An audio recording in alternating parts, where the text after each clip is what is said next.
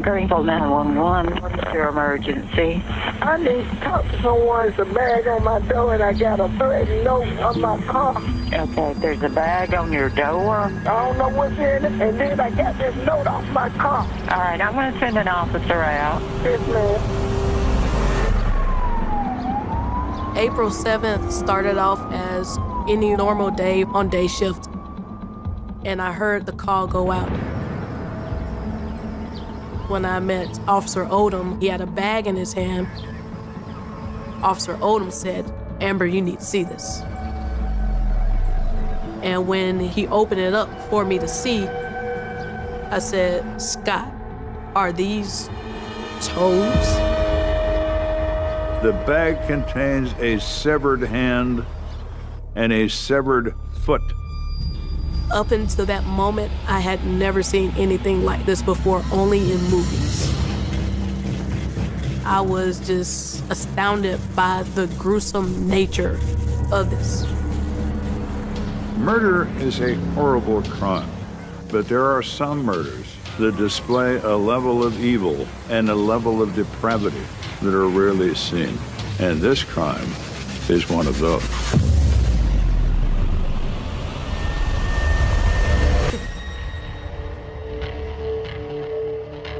My name is Collis Flavel, and I work with the Greenville City Police Department.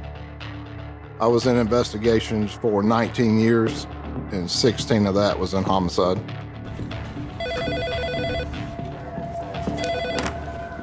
This is Flavel. It was early morning, and I had just got to work when we got the call. An individual by the name of Sue Bostic noticed a black trash bag sitting outside her front door, and she found a note under her windshield on her car. People understand what looks suspicious and which just doesn't look right, without anyone having to explain that to them. When she saw that bag on the porch, a garbage bag perfectly centered in front of her door, it immediately alarmed her. Somebody put it there. Whatever is in it is probably not good. Then when she sees a note on her car, it further alarms her, knowing that that note has got to relate to this bag. The note says, "Grace, this is your last warning. This is what happens if you don't follow instructions." Okay, got it. I'm on my way. Flavel has two things to answer at once. Who is this person that lost these body parts? And more importantly, who is Grace? If there was a case to solve, if Collis Flavel was on it, it was gonna get solved. When I arrived, two patrol officers, Officer Odom and Officer Drummond, were at a patrol car where they had this black bag on the back of the car. Hey, Drummond. What are we looking at here? You won't believe this.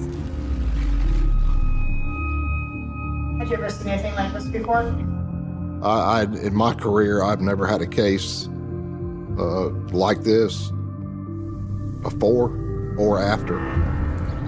Let's get forensics out here now. When dispatch calls you and says, "We've got body parts in a trash bag," no doubt that was going to be one of those things that I personally wanted to respond to.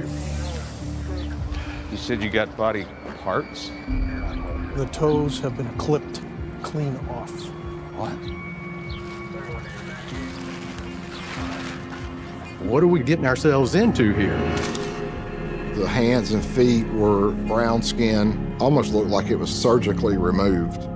It was very clean cuts. There wasn't a lot of blood in the bag.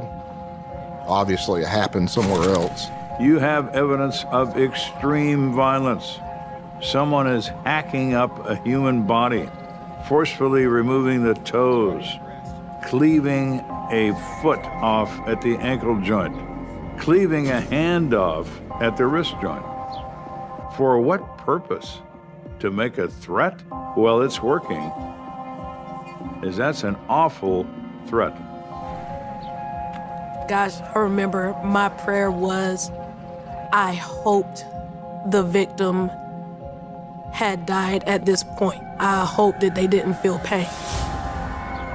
Whoever lost their hand and their foot could not have survived that. You'd bleed out in less than 2 minutes. This is a homicide. The question becomes, of whom, and where is the rest of them?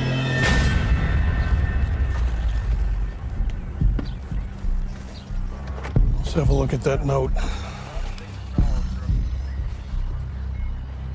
The note itself was bizarre. It was addressed to an individual by the name of Grace Davis, basically threatening Grace. We learned that Miss Bostic is Grace Davis's aunt. The implied content of the note is, do what we demand or this will happen to you. In addition to that information, there is an email to respond to at the bottom of the page. For us as investigators, thank you, because we can track that email address and at least start somewhere. See if you can pull any prints off of this, and let's get a read on that email. I'll let you know what we can find.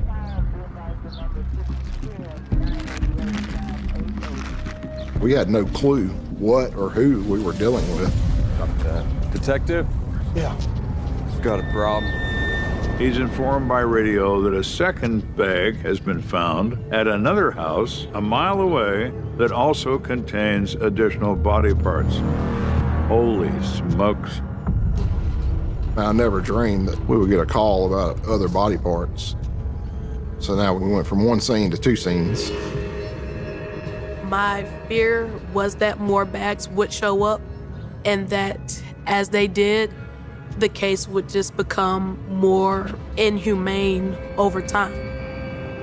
We needed to get those body parts to the morgue because that was going to be key in trying to establish the identity of that person. The woman who lives in the second home is Judon Burnside. We learned that Judon Burnside is Grace Davis's mother. So we have Judon Burnside, we have Sue Bostic. Now Flavel has to set about finding Etzers. So Sue and Judon are interviewed together. Grace Davis is one woman's daughter and the other woman's niece. Does she live with either one of you? She used to, but things have changed, and now we just take care of the kids.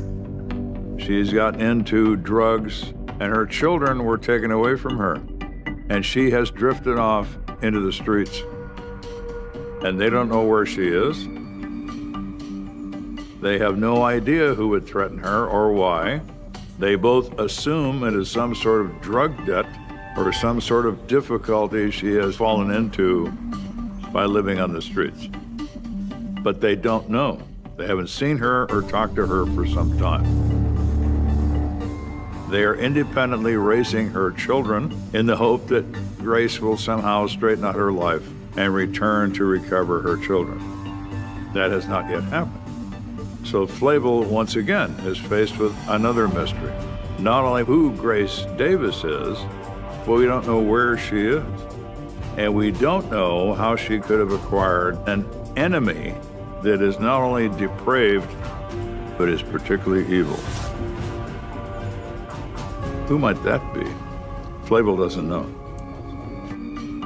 Whoever is responsible for this doesn't know where Grace is either, or he wouldn't be leaving these threats with relatives. He'd be going directly to Grace Davis. Has anything happened in the last few days out of the ordinary? Well, there was this phone call. Miss Bostic told us she answered the phone and stated it sounds like somebody's gonna die. Hello? Help me, please. Hello? She got a phone call from a female voice who was screaming into the phone, and then the line went dead. She wonders if that's connected. Flavel wonders the same thing. Do either one of you know anybody that would want to do Grace harm? There is her ex. Grace's ex-husband has been ordered to pay $400 a month in child support, and he was very unhappy about this. Money, sex, or revenge are common things in a murder case. And here we have money and revenge together. So, of course, that kind of turns our attention. We needed to talk to Grace's ex-husband.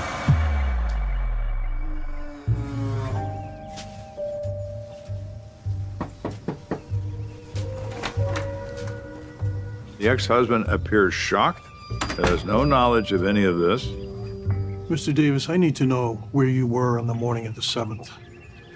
I was with my girlfriend. He pretty much had an alibi for the time frame that we were looking at. He was in a new relationship, and his new girlfriend actually had taken him to work.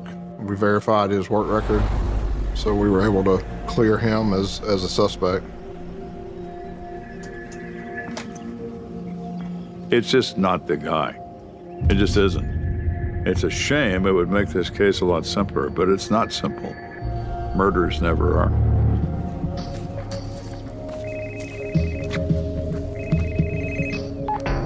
This is Flavel. Okay, got it. I'll be right there.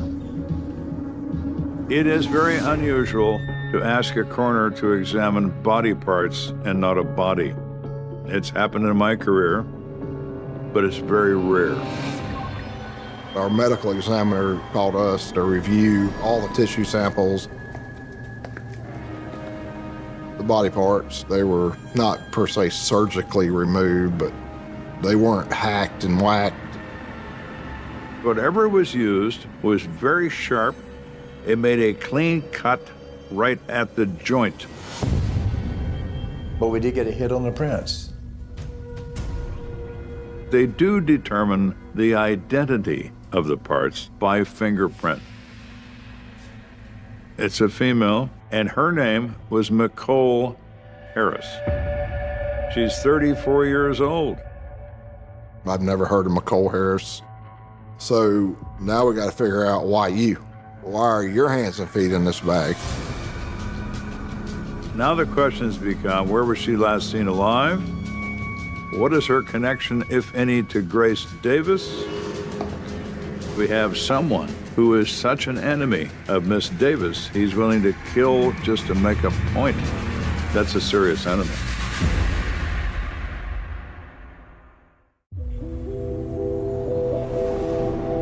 So we know that now this person's name is Nicole Harris.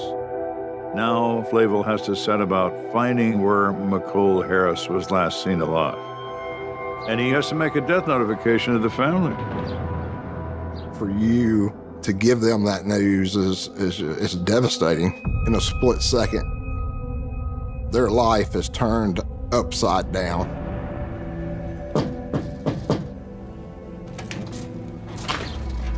He finds her mother and has to explain that he doesn't have her daughter's body. He only has parts of it. So we learned that Nicole Harris was a 34-year-old mother, grew up in a normal family, a couple of towns away from Greenville. Nicole was my baby sister. I kind of like raised her as my own. That was my heart. It was 7 of us, and Mika was the baby. We nicknamed her Mickey. Her personality was sweet and loving. She was lovely as a mother. She had the heart of gold. Where had she been living? That's the thing. She was not making the best decisions. Nicole Harris was somebody who had fallen on hard times because she had a drug habit. She would often find herself living on the streets or with random people. Due to Nicole's substance abuse problem, she didn't have custody of her kids. We used to, see each other on a regular basis, even though we were mostly with our grandmother. Mrs. Harris says her daughter has fallen on hard times, but still, Nicole Harris was trying to change her ways, trying to move back into a normal life, to get off the streets and away from the drugs and back to where she began as a mother. She was working towards getting her life together and coming home. I said, "Oh, you sure?" And she said, "Yes, ma'am, I am." Plus, I know the kids will be happy. Knowing that she was never able to rekindle that stable relationship with her children, I'm sure has continued to haunt the whole family. That's where it hurts me so bad, because she was talking about coming home and being, the person that I wanted her to be. And someone has decided to take her life. It's incredibly foul. Was Nicole employed anywhere? Nicole hung out at a labor finders, which is a day labor where jobs go out. They go out for the day.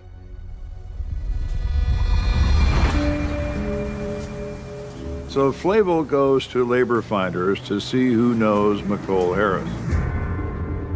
Some recognize the name, some seem to recall her, but no one seems to know her very well. So Flavel doesn't really learn very much. Sometimes you pick the wrong rabbit hole. So you go back and start on another one. Then we started looking for Grace. This is Flavel. The Davis family reports that they now know where Grace probably is staying. We learned that she was living with a cousin out in the county. Flavel is thrilled, but at least he's going to be able to finally speak to Grace Davis to find out perhaps what is going on in this mess.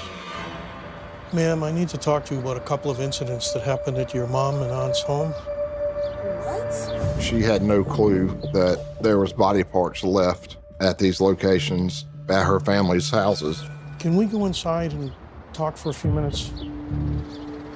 Flavel wants to know how Grace Davis becomes somehow the focus of this murder case. Body parts? And the letters were addressed to me? That's correct. There was a direct threat made against her. That's going to scare anyone half to death. Are you familiar with anybody named Nicole Harris? That was a big mystery. Grace is related to the people who found the body parts, but she had zero connection to Nicole Harris. At this moment, Detective Flavel has way more questions than he has answers. She really didn't know anything about what the letter stated. Our priority at the time was who's threatening Grace and her family, and then who has murdered someone to carry out their threat. She denies any knowledge of enemies, denies any knowledge of Nicole Harris. She does seem to be generally shocked that this has happened. We got to look at this a different way, man. We're thinking way too big. So we've got to back up, and we did.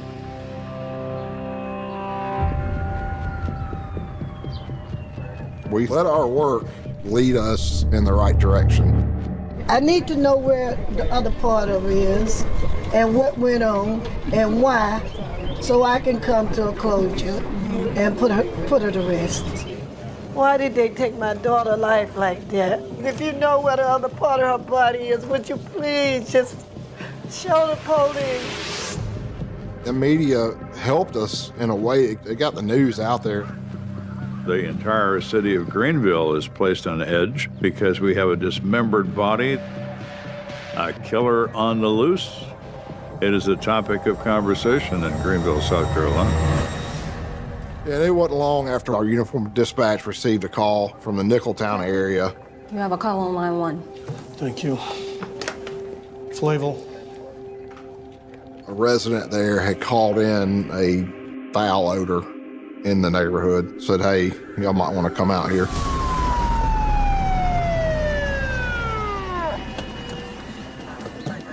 When they get out of the car, they're overcome by the smell of death.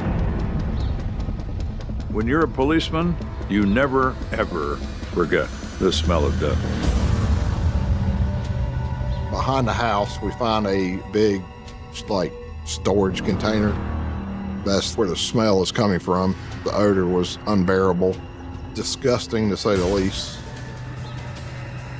They remove the lid, and up to the top of the lid, it is a blood and flesh soup. Maybe they have just found Nicole Harris?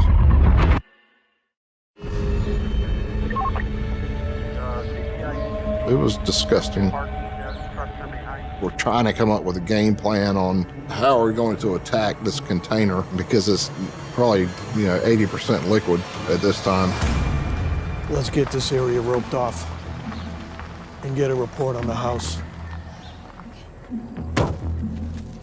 Can I help you with something? As they are examining this pile of goop in this drum, the homeowner arrives, a woman, and says, "What are you doing?" Is that your container? Well, it's behind my house, ain't it? He looks at her and says in his own head, "Did you kill Nicole Harris? Or did someone in your house do it?" All right, ma'am, I need you to step back. This is an active crime scene. So, y'all are investigating the death of a pig? Like, what? She said we had a pig picking and we cleaned the pig and I just put it in that container. She has an explanation for this barrel and contents that might be true. It also might not be. We immediately stopped what we were doing. We called for our forensics division. They can conduct an immediate test on the blood and tell you human or animal on the spot. Yeah, this is definitely a pig. All right, let's pack it up. Dead ends are common in homicide investigations. Something looks so promising, and it falls apart.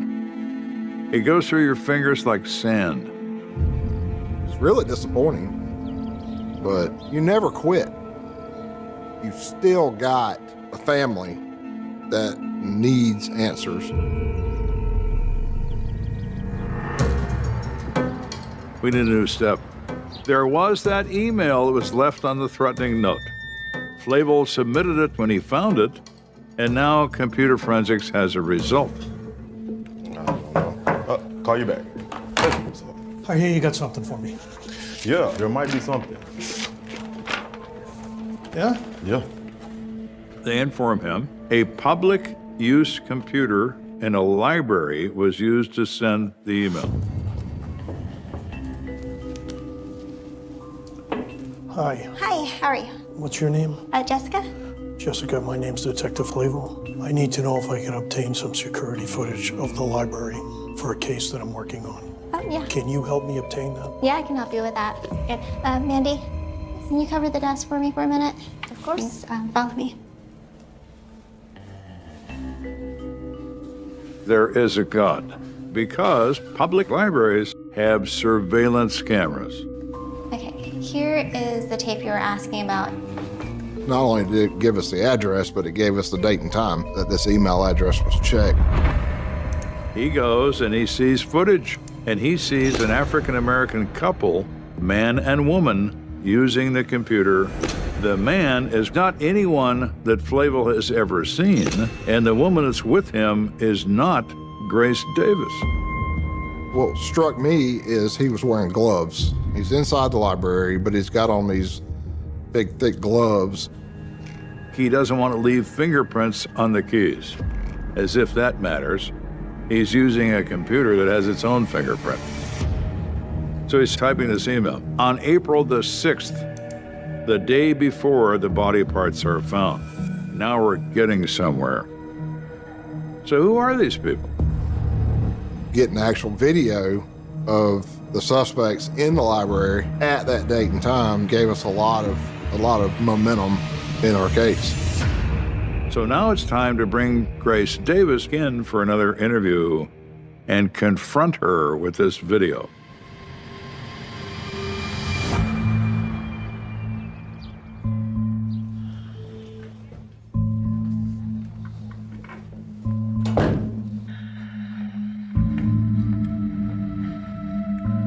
Grace, I need you to start being honest with me. Flavel explains that this is not going to go away. I'm not going to go away. And we're going to get to the bottom of this. And I said, hey, do you recognize these people? Tell me what's going on. Okay, look, I know him and his wife, but I don't talk to them anymore. Who is he? And she cracks. She says, the people on this tape are Carmen and Clarence Jenkins. We used to live together and we used to date. All three of you? I got together with them and we all fell in love. I had a sexual relationship with Clarence Jenkins. I also had a sexual relationship with Carmen Jenkins. Okay. You started talking about a triangle situation where everybody's in love with everybody else. Things can get enormously complicated. It was good for a while until Clarence started being all controlling. She said he's real controlling and they can't leave the house. She says, then I found out that Clarence was abusive. So Clarence's verbal abuse and weirdness caused Miss Davis to come to her senses to some degree and to leave these people. I just knew I had to get out of there. So she makes a decision to leave, and she leaves, literally walks away. She left on the 16th of March. April the 6th, just a few weeks later, body parts and threats show up. That's remarkable.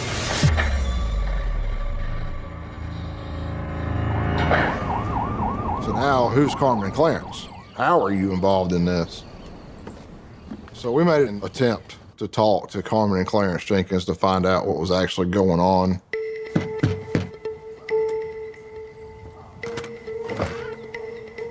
Carmen Jenkins? Yes. Ma'am, we need to speak with you about a case we're investigating. Is your husband home right now? This really isn't a good time. She immediately says that they're busy right now, but they will come down to the police station later in the day to discuss it with them, her and Clarence. So we left. But we had a team of investigators out there and we did surveillance. Minutes after Flavel leaves, their surveillance team reports that Carmen and Clarence are carrying black trash bags from their trailer to a dumpster. Detective Garrison was watching through binoculars, and the trash bags got blue pull strings. The very same type that we found with the mutilated body parts.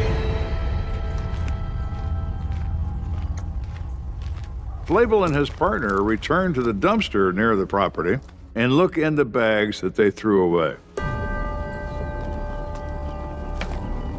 There were 2 or 3 empty bleach bottles, ammonia bottles, carpet cleaning solutions, of course indicative of somebody cleaning something up.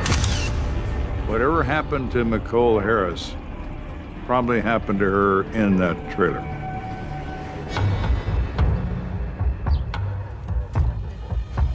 Detective Flavel's experience tells him that that crime scene is that trailer. He needs a warrant. He can't get it based on cleaning supplies.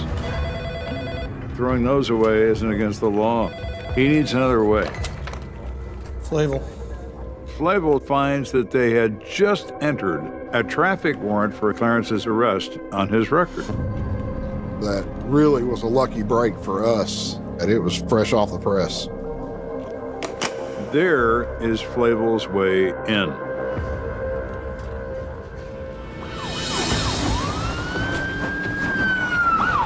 They return with their search warrant in hand. Police, open up. They knock on the door, and Carmen answers it. Ma'am, I have a warrant for Clarence Jenkins. Well, he ain't here right now. And Flavel looks at her and says, we're going to search the premise, and if I find him in here, I'm going to charge you with harboring a fugitive. And she steps aside. They go in. The house is disgusting. It is nasty. There's pots on the counter with fungus growing in them. Obviously, there was no bleach used and there was no carpet cleaner used to clean anything in the house. In the bathroom and the shower is like spray painted red.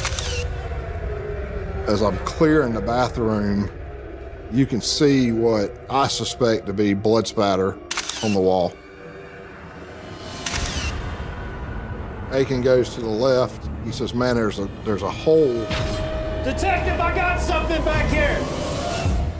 He notices a piece of drywall that's out of alignment with part of the wall. He shines a light in that crack, and who does he see?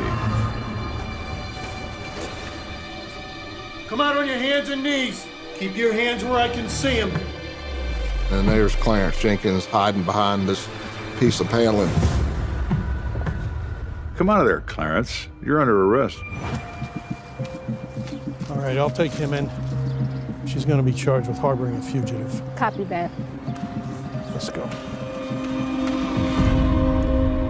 Now that Detective Flavel has seen apparent evidence of a murder, he's granted a second warrant to search for evidence of death in this trailer. Once we did that search warrant, forensics came out, we told them what we observed. Then they go in, start processing. We were looking specifically for items that would connect the victim to the trailer and any potential evidence of foul play. Get those light for me, will you?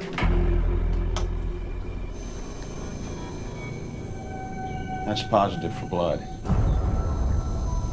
When you look into the bathroom, you could see the wallpaper was gone. Inside of the shower stall was painted, the floor was painted. They're trying to cover up blood. They missed a number of places, which you can see blood spatter on the walls, blood spatter on the sink area, staining everywhere. I go to the back bedroom. Found these and that. There were knives, swords, handcuffs in the back bedroom. We knew we had something with the knives.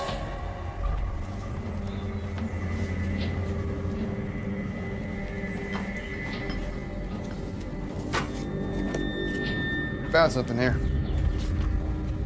I'd found a clipboard, and in that clipboard were typed letters addressed to the same individuals where the body parts were sent. This is a filthy trailer filled with all sorts of horrible evidence. So this is all adding up to the scene of the death of Nicole Harris. But why did Nicole Harris die? Why was she murdered and dismembered, for heaven's sake? And how does it connect to Miss Davis and the Jenkins? That's what they don't know.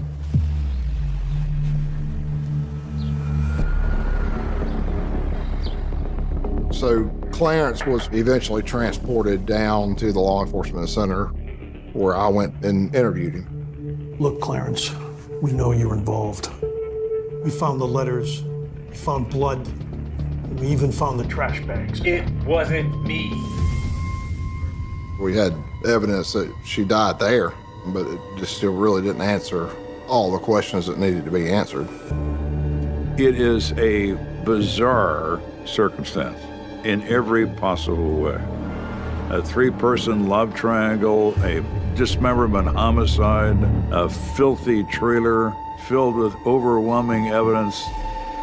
You take the time to spray paint a bathroom, you don't throw away the drafts of the threatening note. Absolutely ridiculous. It's like children trying to do this. Not the sharpest knives in the drawer, but killers tend not to be. I want a lawyer. We still didn't have Nicole. We had Nicole's hands and feet, but we still hadn't found the body. So, yeah, we really didn't have any information to give the family.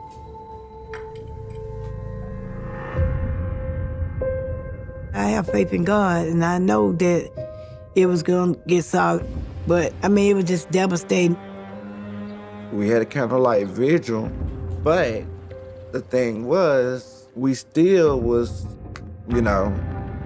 still going through. The time for me, it was real hard. So Flavel is organizing the case as best he can so they can proceed to trial. During this process, a year goes by, and Carmen decides she wants to talk. She says, I want to tell you what happened. The prosecutor called and wanted us to come up for a meeting with Carmen and her attorneys. Flavel is elated. We're at the solicitor's office with her attorneys, the prosecutors, and finally she's giving us her confession. And the conversation begins. So the question Flavel has is simple. What happened inside that trailer, Carmen? What happened to Nicole Harris?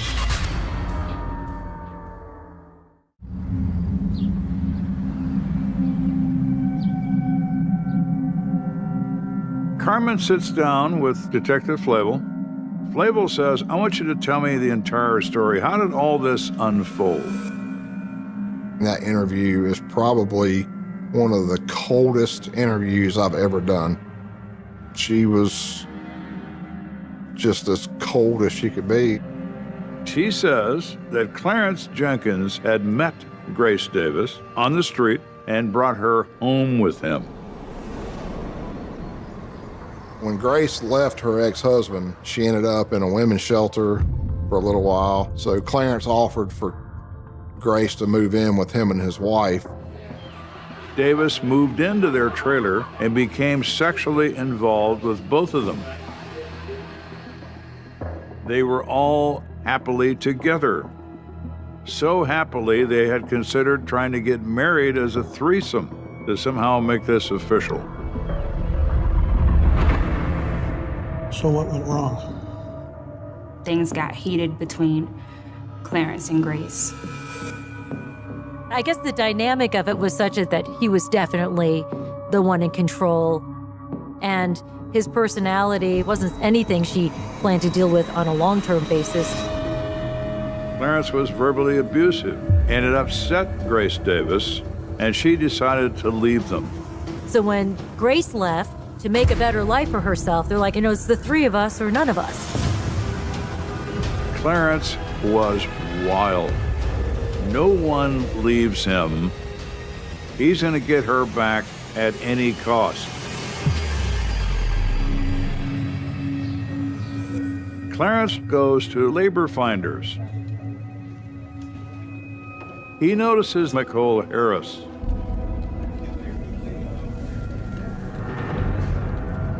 Excuse me, miss. Yes, do I know you?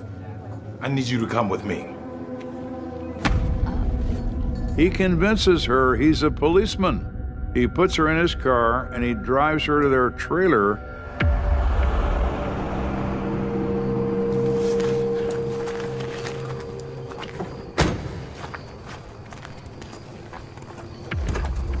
I thought we were going to the station.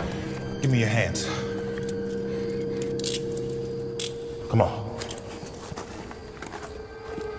Carmen says he shows up with Nicole, and she's in handcuffs, and he takes her straight to this back room. Please, let me go! Stop that. The first plan Clarence had was to use Nicole Harris to make threats. He handcuffs her to a chair. He makes her make that phone call to Sue Bostic. You tell Grace she needs to get her ass back here. Help me! Although she didn't follow the script and didn't say much, which is why Bostic only heard screaming and then the line went dead. And then what happened? The threats weren't working, so Clarence came up with another idea. And then Clarence just comes up to Carmen and says, hey, you gotta kill that girl. Here. Get on with it. You don't have to do this. Please help Go on now, me. get on with it.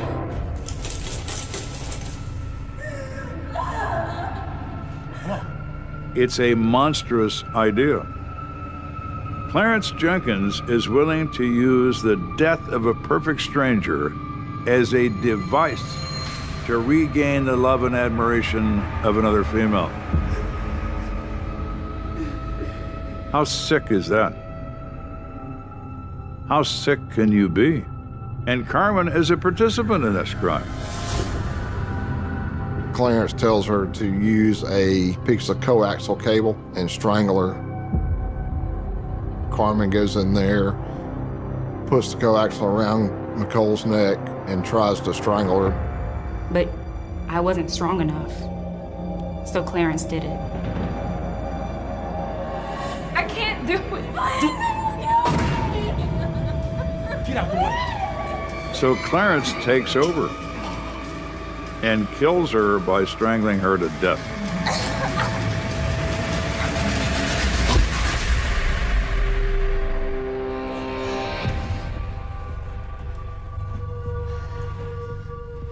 They then take her and drag her into the front bathroom.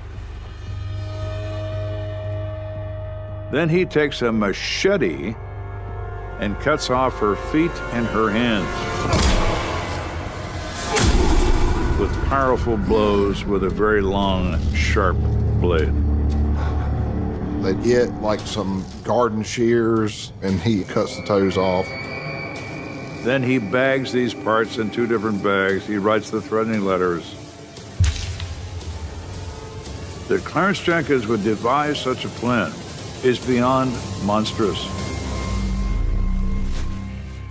If I was so empowered, I would sit Clarence down and I would say, Clarence, I'm going to stuff you into a food processor and press liquefy, and then I'm going to pour you down a toilet, because that is where you belong.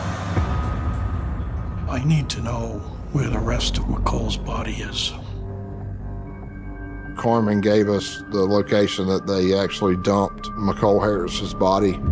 It was out in a vacant field, and they actually poured gas on it and tried to burn it. Good heavens. For what? The love and admiration of a female. Apparently so. She had no emotion. I mean, the whole time it was like really eerie.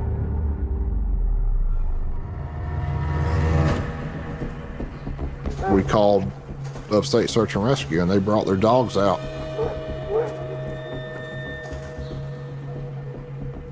We were unfortunate that most of that area had been cut sometime in that year and a half, but all in all, we did collect a number of bones, and there were 8 or 10 different items of evidence that we collected.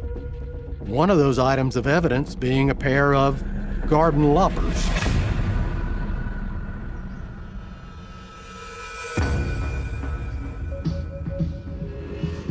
Clarence was tried for murder. He was convicted and he was given life without parole. Carmen was originally sentenced to 50 years, and after her testimony, that sentence was reduced to 40.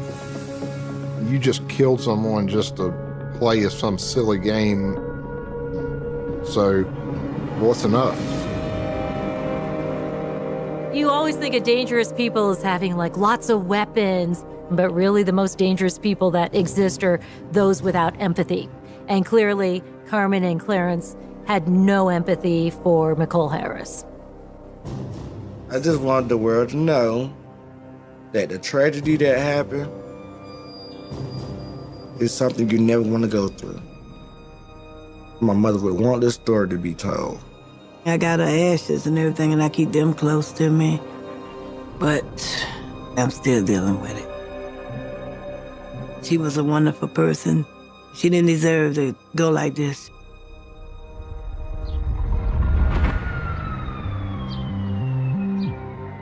Detective Flavel represents yet another American detective whose experience, whose perseverance unraveled this case.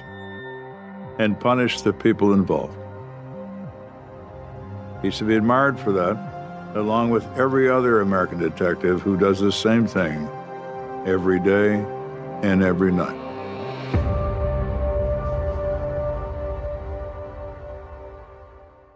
The phone rang at 3:17 a.m., cutting through the heavy silence of a Toronto winter night, and in that single vibration of sound, a life was about to fracture beyond repair. Snow pressed against the windows like a frozen curtain, the city wrapped in a suffocating stillness, the kind that makes every breath echo too loudly in the dark. On the other end of the line, a voice trembled, words spilling out in broken fragments, missing, not home, something's wrong, and before the sentence could fully form, dread had already taken its place. In the next few hours, an ordinary apartment in a quiet neighborhood would become the center of a mystery that would grip an entire city, a cold case that would stretch across decades, dragging with it unanswered questions, ruined lives, and a shadow that refused to fade. Toronto, 2004. A city known for its towering skyline, restless traffic, and relentless pace. But in the early days of March, the streets slowed, buried under layers of snow and ice, muffled by the weight of winter. In a modest building just off a side street, 26-year-old Emily Carter failed to return home. She had left work shortly after 6, her co-workers watching as she pulled on her coat, slung her bag over her shoulder, and waved goodbye, promising to see them the next morning. It was the kind of routine moment no one remembers, until it becomes the last time. By midnight, her phone was still ringing unanswered. By 2 a.m., panic had set in. And by dawn, the word missing had already begun its irreversible journey through police channels, newsrooms, and whispered conversations across the city. Emily was not the kind of person who disappeared. She was methodical, reliable, anchored by routines and responsibilities. She called her mother every evening. She texted her sister before bed. She never stayed out without notice. And yet, her apartment was dark, untouched, her keys never turning in the lock. When police entered the scene later that morning, they found nothing overtly alarming. No sign of forced entry, no struggle, no shattered glass or overturned furniture. Just a neatly made bed, a mug left in the sink, and a faint trace of her perfume still hanging in the air, as if the space itself was holding its breath, waiting for her to return. The initial hours were frantic. Officers canvassed the neighborhood, knocking on doors, scanning alleys, checking bus routes and subway stations. Surveillance cameras were pulled, grainy footage replayed again and again, searching for a glimpse of Emily's face, a blur of motion, a hint of direction. One clip showed her leaving the building, head lowered against the cold, boots crunching softly against the snow. Then nothing. She vanished into the city's arteries, swallowed by crowds and traffic, erased by the sheer scale of urban life. By the second day, media vans lined the street. Headlines screamed about a young woman gone without a trace. Candlelight vigils began forming outside her building, strangers standing shoulder to shoulder in the freezing night, holding flickering flames, murmuring prayers, clinging to hope. Her face, bright-eyed and smiling, flooded television screens and newspaper pages, becoming instantly recognizable, a symbol of innocence interrupted. Friends described her as gentle, thoughtful, cautious. No known enemies. No dangerous habits. No secret life waiting to explode into scandal. Which only deepened the question, how does someone like that simply disappear? Detectives combed through her digital footprint, tracing calls, messages, emails, bank transactions. The timeline was reconstructed minute by minute. At 6:08 p.m., she left work. At 6:23, she boarded a streetcar heading north. At 6:41, she exited near her apartment. That was the last confirmed sighting. No suspicious calls. No desperate texts. No signs of fear. The silence after that point was absolute, a void that refused to give back what it had taken. Then, 3 days later, a discovery sent a jolt of dread through the investigation.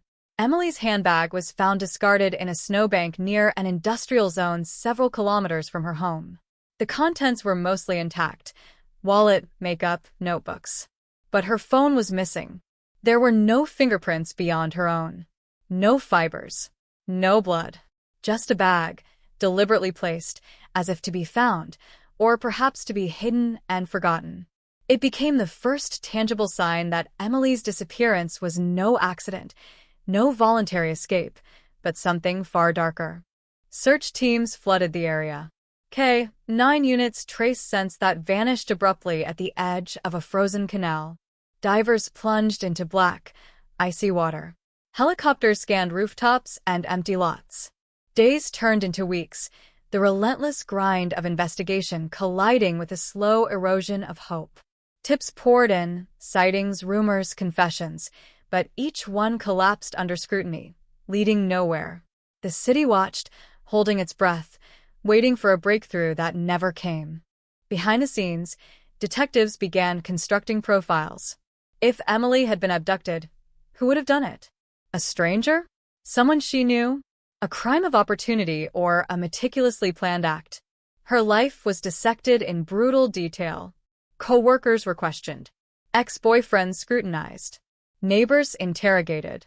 Every interaction she had ever had seemed to come under suspicion. But no cracks appeared. No motive emerged. No suspect stood out. It was as if the crime itself had been designed to leave nothing behind. Weeks later, the case took a chilling turn.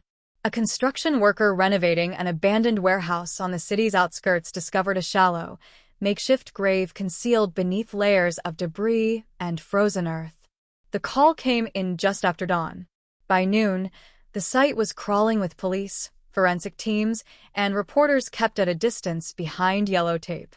When the body was carefully exhumed, the worst fear was confirmed. The remains were identified as Emily Carter. The autopsy revealed a grim narrative: blunt force trauma to the head, signs of restraint, time of death estimated within hours of her disappearance. No clear murder weapon, no defensive wounds. The absence of struggle suggested she may have trusted her attacker or been caught completely off guard. In death, as in disappearance, Emily offered no answers. Only more questions. Shock rippled across Toronto. The word cold case had not yet been spoken, but the foundation was already being laid. A young woman abducted from a familiar street, murdered, and hidden in an abandoned building without leaving a single usable clue. It was the kind of crime that haunted detectives, the kind that gnawed at them long after shifts ended, long after files were closed for the night. The warehouse became the epicenter of forensic analysis. Every inch was photographed, sampled, scraped. Dust was bagged. Fibers collected. Soil examined. But the building had been exposed to the elements for years. Rain, snow, wind, and human traffic had washed away most traces. Whoever buried Emily there had chosen well, selecting a location that absorbed evidence like a sponge, leaving behind only silence. One detail, however, refused to fade into insignificance. A faint set of tire tracks, partially preserved beneath the hardened snow, suggested a vehicle had reversed close to the burial site. The impression was incomplete, distorted by thaw and refreeze, but enough to indicate a larger model, possibly a van or SUV. Thousands of vehicles fit that description. The lead dissolved almost as quickly as it formed. As weeks stretched into months, public interest began to wane, as it always does. New stories displaced old ones. Headlines shifted. Candlelight vigils grew smaller.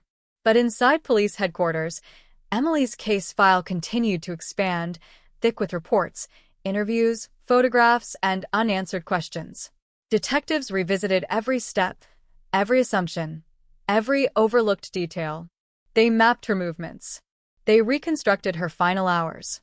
They replayed surveillance footage until their eyes blurred.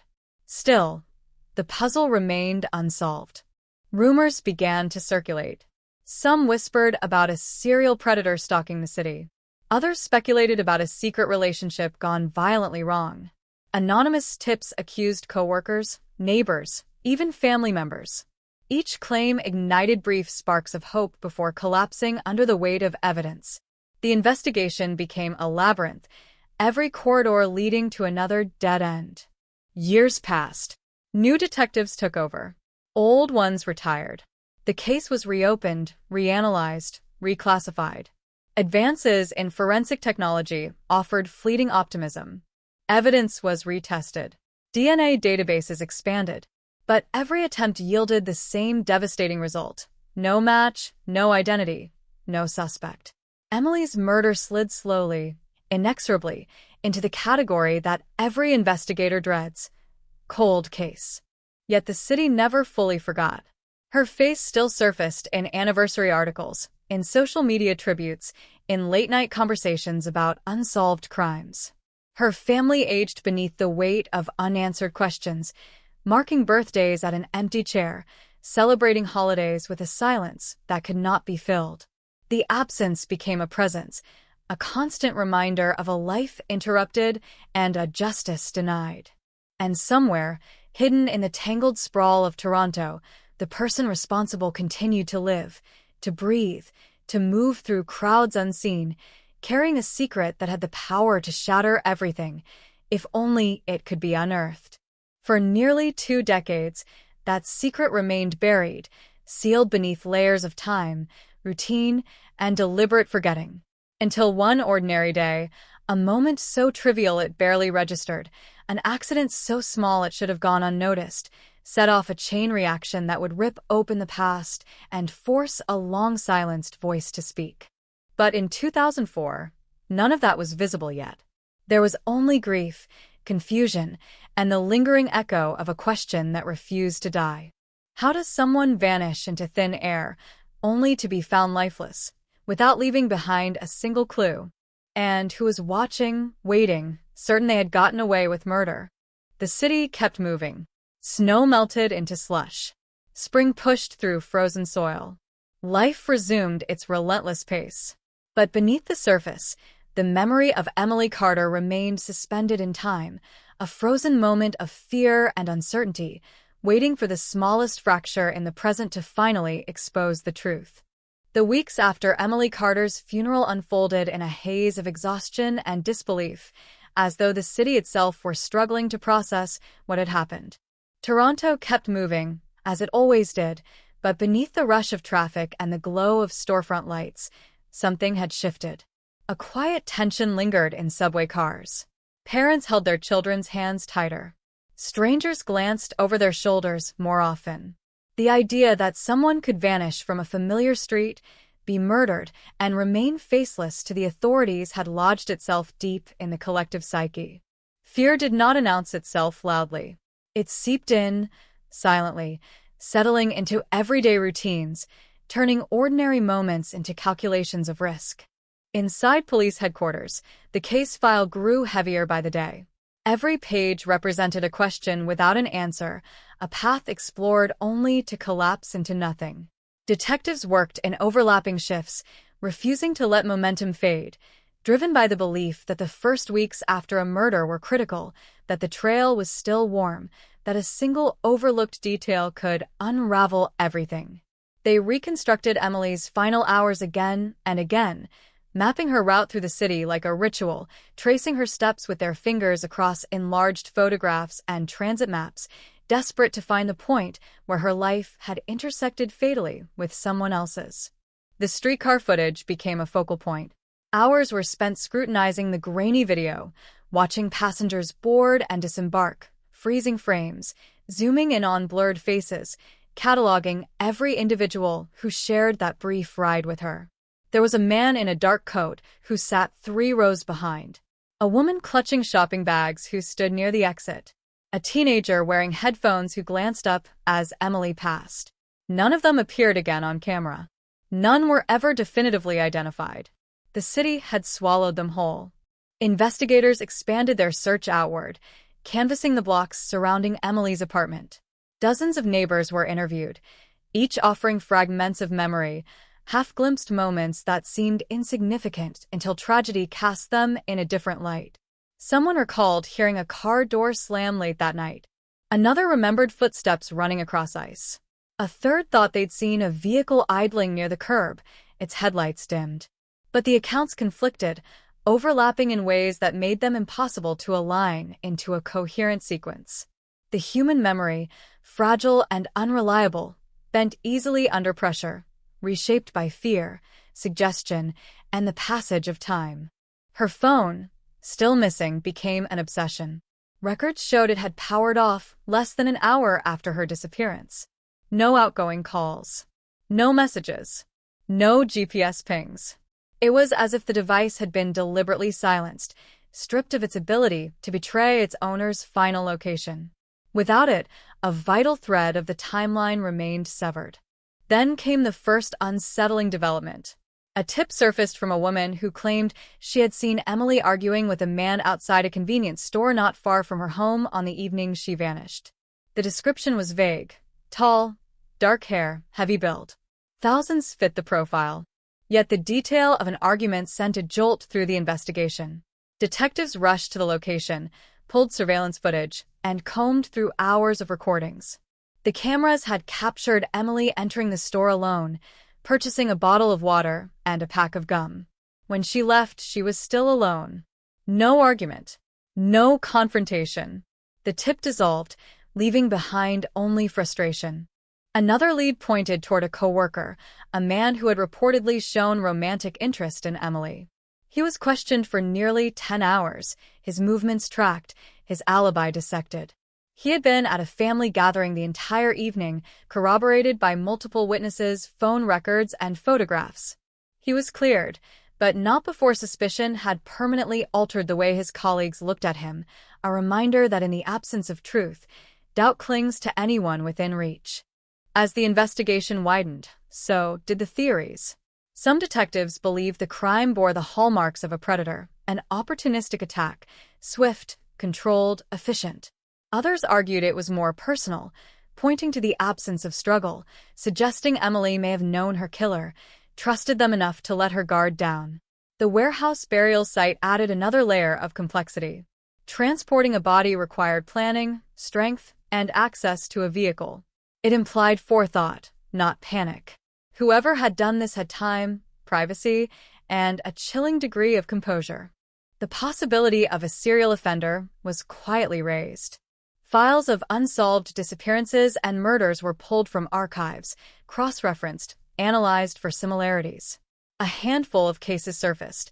Women of similar age, vanished under ambiguous circumstances, bodies later found in remote or abandoned locations. But the parallels were thin, circumstantial. No definitive pattern emerged. Still, the idea lingered, a specter hovering at the edges of the case, fueling public fear. Meanwhile, Emily's family lived in a state of suspended grief. Her mother kept her bedroom untouched, clothes folded, bed made, as if preserving the space might preserve the possibility of her return. Her sister replayed their last text exchange obsessively, searching for hidden meaning in ordinary words.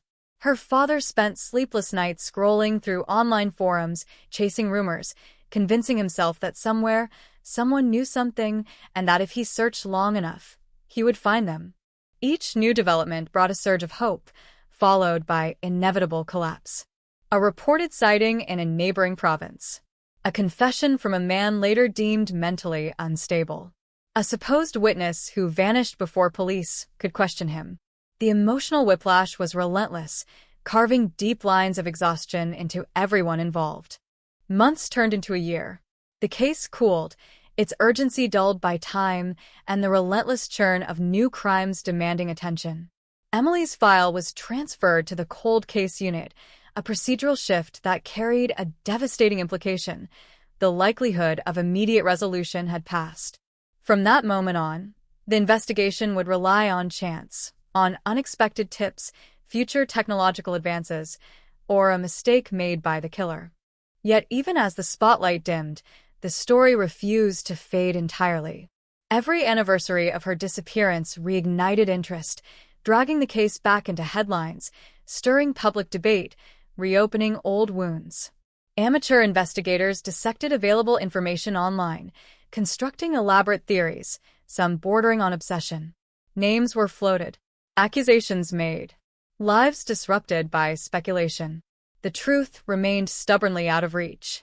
Then, nearly 3 years after Emily's death, a new lead emerged from an unlikely source. A mechanic in Scarborough reported discovering a bloodstain in the trunk of a used SUV he had purchased at auction.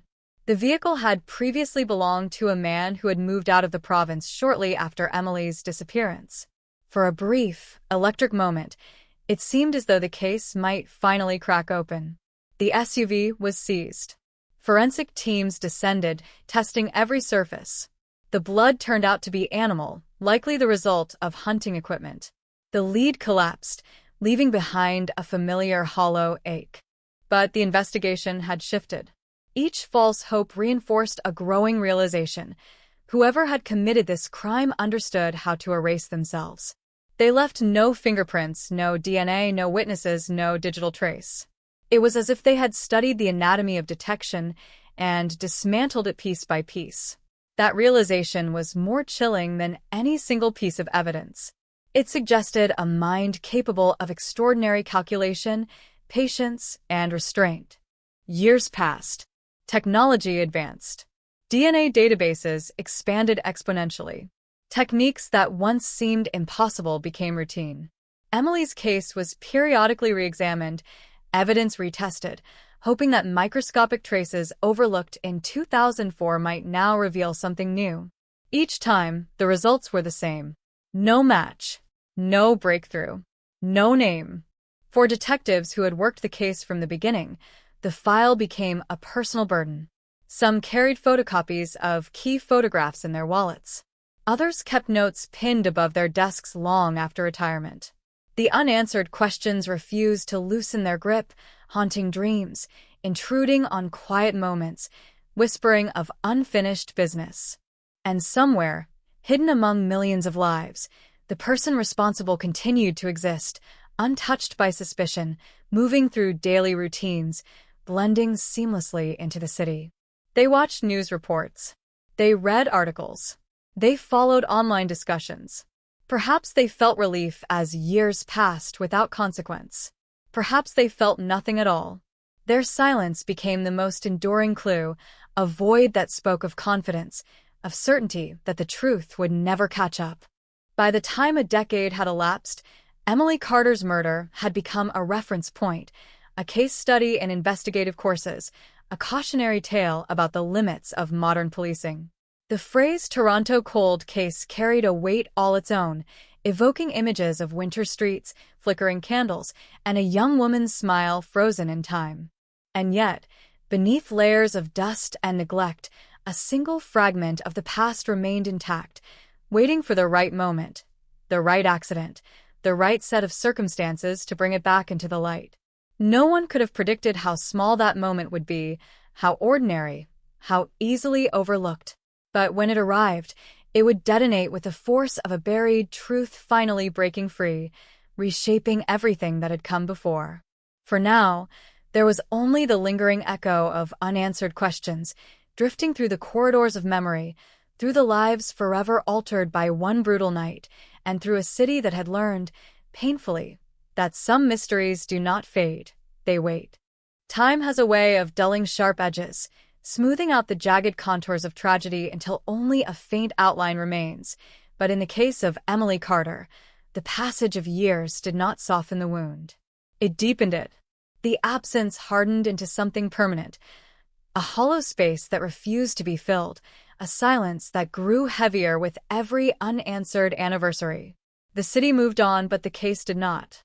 It lingered in back rooms, in archived databases, in the quiet corners of investigators' minds, waiting for a reason to reawaken.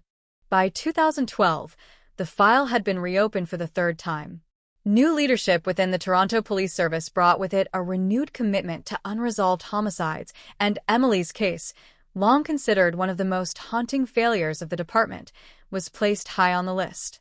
A fresh team of detectives, many of whom had been in college when the murder occurred, approached the evidence with eyes unclouded by past assumptions.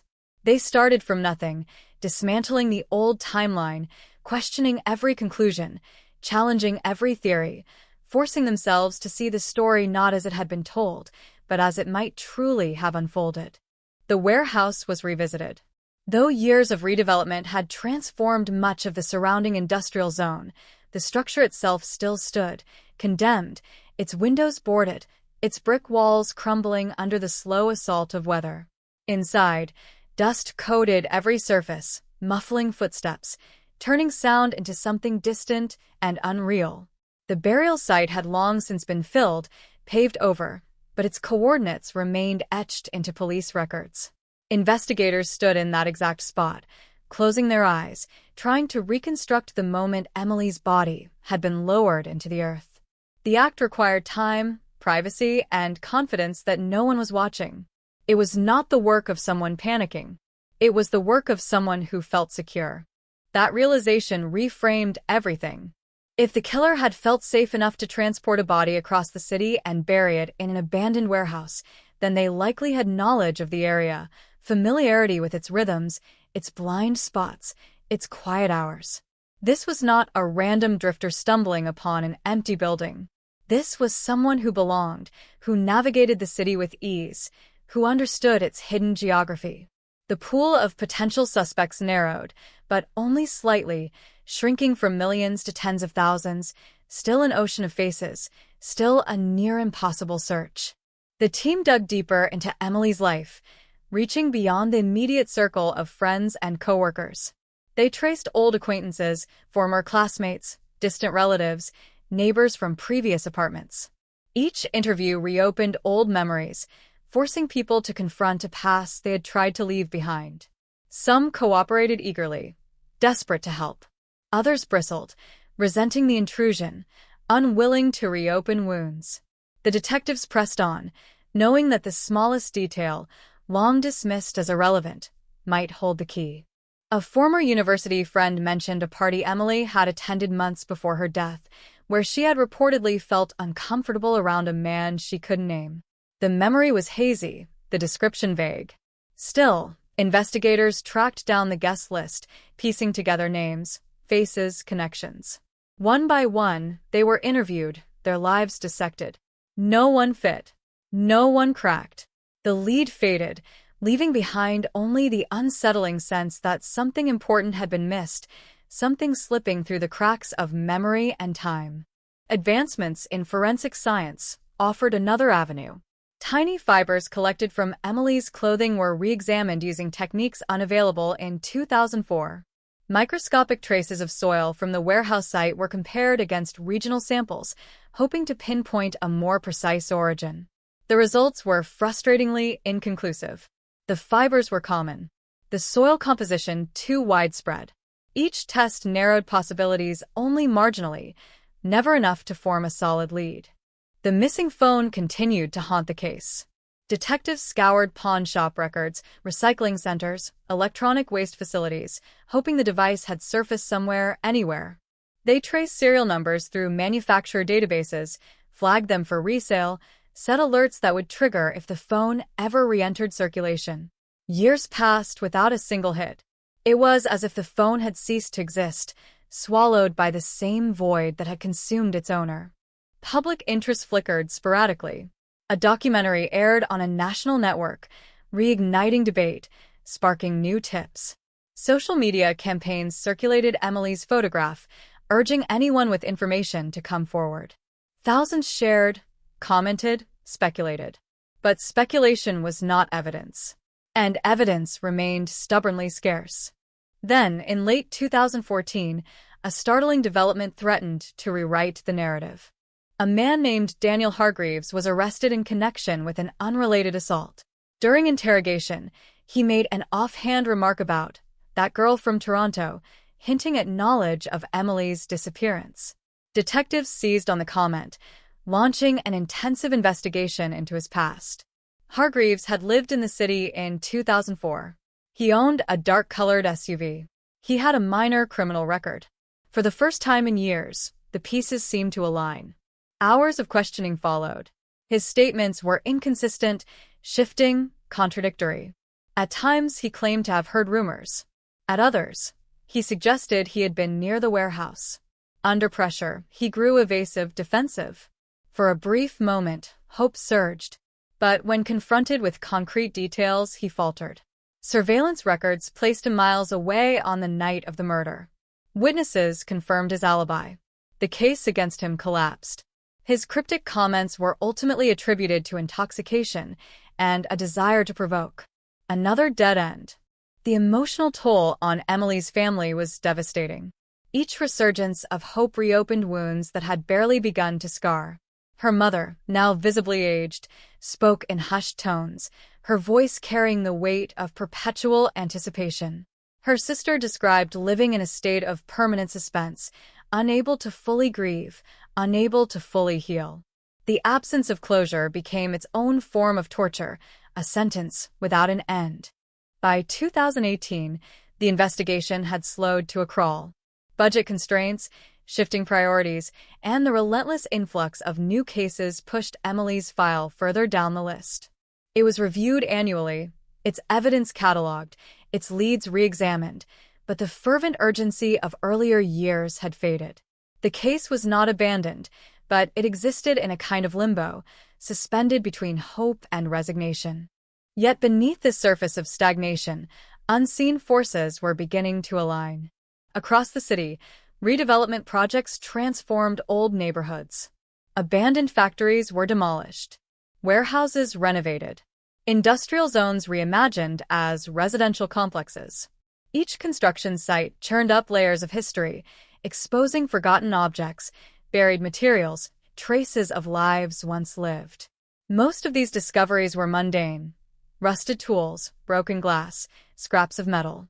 But occasionally, something else surfaced. Something that refused to remain hidden. In the spring of 2021, a contractor overseeing renovations near the eastern waterfront uncovered a sealed metal container embedded within a concrete wall. It appeared to be part of the original structure, intentionally concealed during construction decades earlier. Inside were old blueprints, faded documents, and a handful of personal items: keys, coins, a tarnished wristwatch. Routine procedure required that such finds be cataloged, logged, and reported.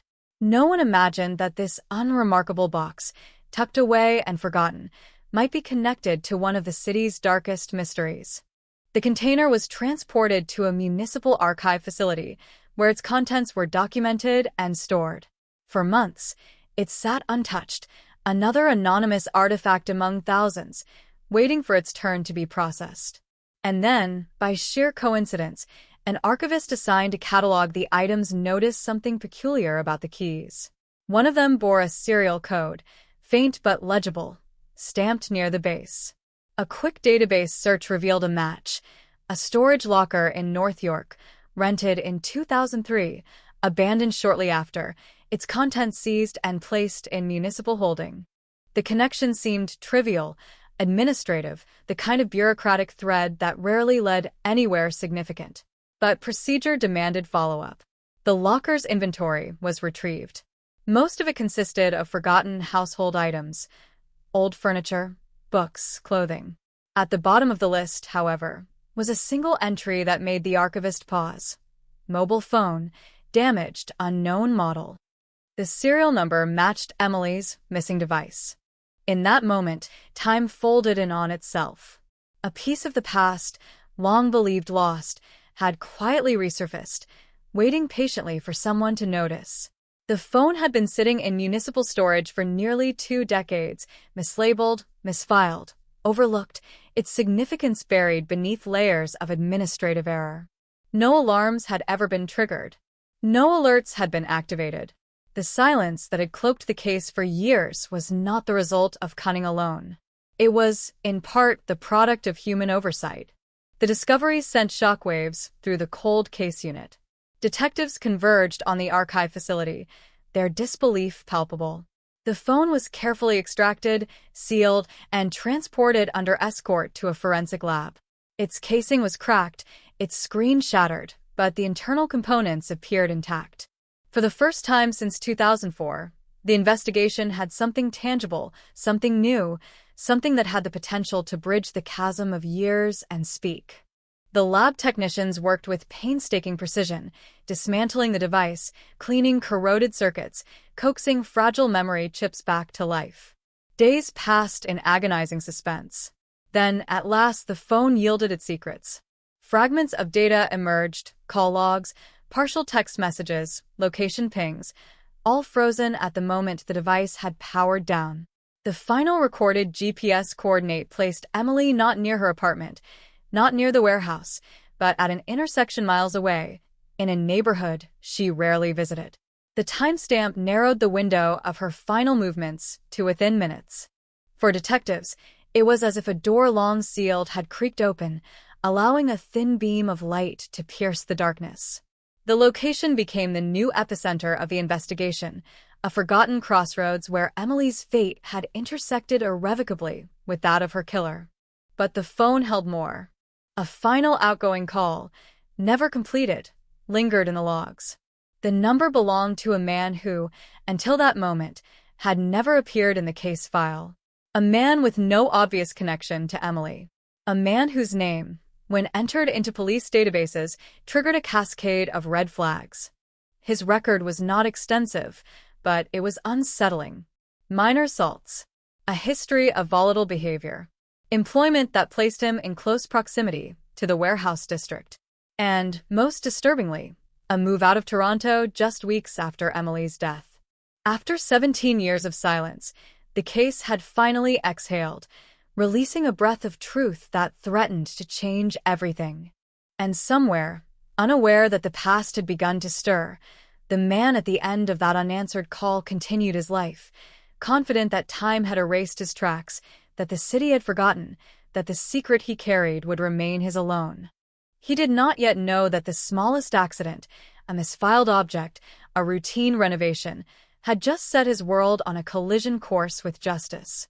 The name surfaced quietly, without drama, without warning, typed into a police database at 2:43 a.m. on a rain-soaked Tuesday, yet the effect was immediate and electric, sending a ripple through the cold case unit that snapped months of quiet into sudden, violent motion. Mark Delaney, 38 years old at the time of Emily Carter's death. Former delivery contractor. Temporary warehouse labor. A man who had drifted along the margins of the city, touching countless lives without leaving an impression until the echo of his name, preserved in a forgotten phone log, reached back across 17 years and pulled him into the light. The file that opened on the detective screens was thin but unsettling. Minor assault charges. Bar fights. A restraining order filed by a former girlfriend, citing threats and obsessive behavior. Employment records showed short-term contracts in logistics companies, moving freight through industrial corridors, granting him intimate familiarity with the city's hidden infrastructure. In 2004, he had lived less than 3 kilometers from the warehouse where Emily's body was found. 6 weeks after her death, he relocated to a small town in northern Ontario, leaving behind no forwarding address, no stable employment history, no obvious reason for the abrupt departure. For nearly 2 decades, Mark Delaney had remained invisible, an unremarkable ghost threading his way through the margins of other people's stories. Now, in a single keystroke, he became the most significant person of interest the case had ever known. The investigation accelerated with ferocious intensity. Surveillance teams traced Delaney's movements, reconstructing his life from the fragments he left behind: rental agreements, job applications, traffic citations, social media accounts abandoned years earlier. His digital footprint was sparse, almost deliberately so. He avoided long-term leases. He paid in cash whenever possible. He drifted between small towns, rarely staying in one place longer than a year. It was a pattern that spoke not of wanderlust, but of evasion. Detectives mapped his whereabouts in early 2004. On the night Emily vanished, Delaney's phone records placed him in Toronto, active within a radius that overlapped with Emily's last confirmed GPS location. Surveillance footage from a gas station, long since archived, captured a grainy image of a dark SUV fueling up less than 2 blocks from that intersection, time-stamped just minutes before Emily's phone powered down. The license plate was unreadable, the driver's face obscured, but the vehicle's model and color matched one Delaney had registered that year. Each new detail tightened the net. Undercover officers traveled north, embedding themselves in the small community where Delaney now lived. The town was a quiet sprawl of modest homes, empty roads, and dense forest. Here, anonymity was easy. Here, a man could vanish without ever truly disappearing. Locals described Delaney as withdrawn, solitary, polite but distant. He worked irregular shifts at a lumber yard, drank alone, spoke little about his past. No spouse, no children, no close friends. His life was a series of temporary arrangements, a choreography of isolation. Meanwhile, forensic analysts continued extracting data from Emily's recovered phone. A partial text message draft, unsent, lingered in the device's memory. "I think someone is following me." It had been typed at 6:49 p.m., just minutes after she left the streetcar. The words detonated within the investigation, transforming uncertainty into raw urgency. Emily had sensed danger. She had recognized a presence. She had been afraid. The GPS coordinates placed her at a commercial strip near a cluster of warehouses and small businesses. It was an area Delaney frequented in 2004, according to employment logs. The convergence was too precise to ignore. Yet despite the mounting circumstantial evidence, the case remained fragile. 17 years had eroded physical proof. Witnesses had scattered. Memories had blurred. The law demanded more than suspicion. It demanded certainty. Detectives sought out Delaney's former associates, tracking down coworkers, landlords, acquaintances. Most remembered him only vaguely, a quiet man, unremarkable, forgettable. But one former colleague, a truck loader at a now-defunct logistics company, hesitated when shown Delaney's photograph. He recalled a night in early March 2004 when Delaney arrived late for a shift, agitated, his hands shaking, his clothes damp and streaked with mud. He claimed his car had broken down on a back road. No one questioned him. No one thought to. The memory, though faint, added texture to the timeline, filling in gaps that had remained stubbornly blank. Search warrants were prepared. Delaney's current residence was discreetly surveilled. Officers cataloged his habits, his routines, the quiet rhythms of his days. He rose early. He walked the perimeter of his property each morning, scanning the tree line as if expecting something to emerge. He burned trash rather than placing it at the curb. He avoided social gatherings. He kept to the shadows, a man accustomed to being unseen. Inside police headquarters, the tension was palpable. After 17 years of silence, the case was alive again, pulsing with possibility, threatening to finally collapse the distance between past and present. Yet every step forward carried the weight of potential failure. A single miscalculation could spook Delaney, send him fleeing, erase the chance of justice forever. Then came the breakthrough no one had dared to hope for. A forensic re-examination of fibers collected from Emily's clothing in 2004, compared against samples recovered from Delaney's former Toronto apartment, revealed a rare synthetic blend used in a specific line of industrial work gloves. The gloves had been distributed exclusively to employees of a logistics firm where Delaney had worked that year. The probability of random coincidence was infinitesimal. For the first time, physical evidence began to converge with circumstantial logic. The warrant was signed. The operation was set in motion. At 5:12 a.m., as pale light crept over the forested horizon, a convoy of unmarked vehicles rolled silently into Delaney's neighborhood. Officers took positions, surrounding the modest house, sealing off escape routes, their breath visible in the cold dawn air. The knock came sharp and authoritative, shattering the stillness. Delaney opened the door in bare feet, confusion flickering across his face before discipline smothered it. He offered no resistance as he was handcuffed, no protest, no outrage. His eyes darted briefly toward the tree line, then back to the officers, as if calculating distances, possibilities, outcomes. The moment passed. He was led away without a word. Inside the house, investigators uncovered a trove of items that deepened the mystery. A locked metal box concealed beneath floorboards contained newspaper clippings about Emily's disappearance and murder, carefully folded, meticulously preserved. A faded photograph of her face, torn from an old article, lay tucked inside a notebook. There were maps, too, hand-drawn, annotated, marking routes through industrial districts, pinpointing the warehouse site, tracing paths through the city's forgotten corridors. The discovery transformed suspicion into something far more tangible. This was not the collection of a casual observer. This was an archive of obsession. Yet one question remained unanswered, hovering over the operation like a storm cloud. Why, after all these years, had Delaney kept these items? Why preserve reminders of a crime he had ostensibly gotten away with? Was it nostalgia? Guilt? Or a perverse form of pride? The interrogation room waited. Delaney sat across from two senior detectives, his posture rigid, his gaze fixed on a point just beyond the table's edge.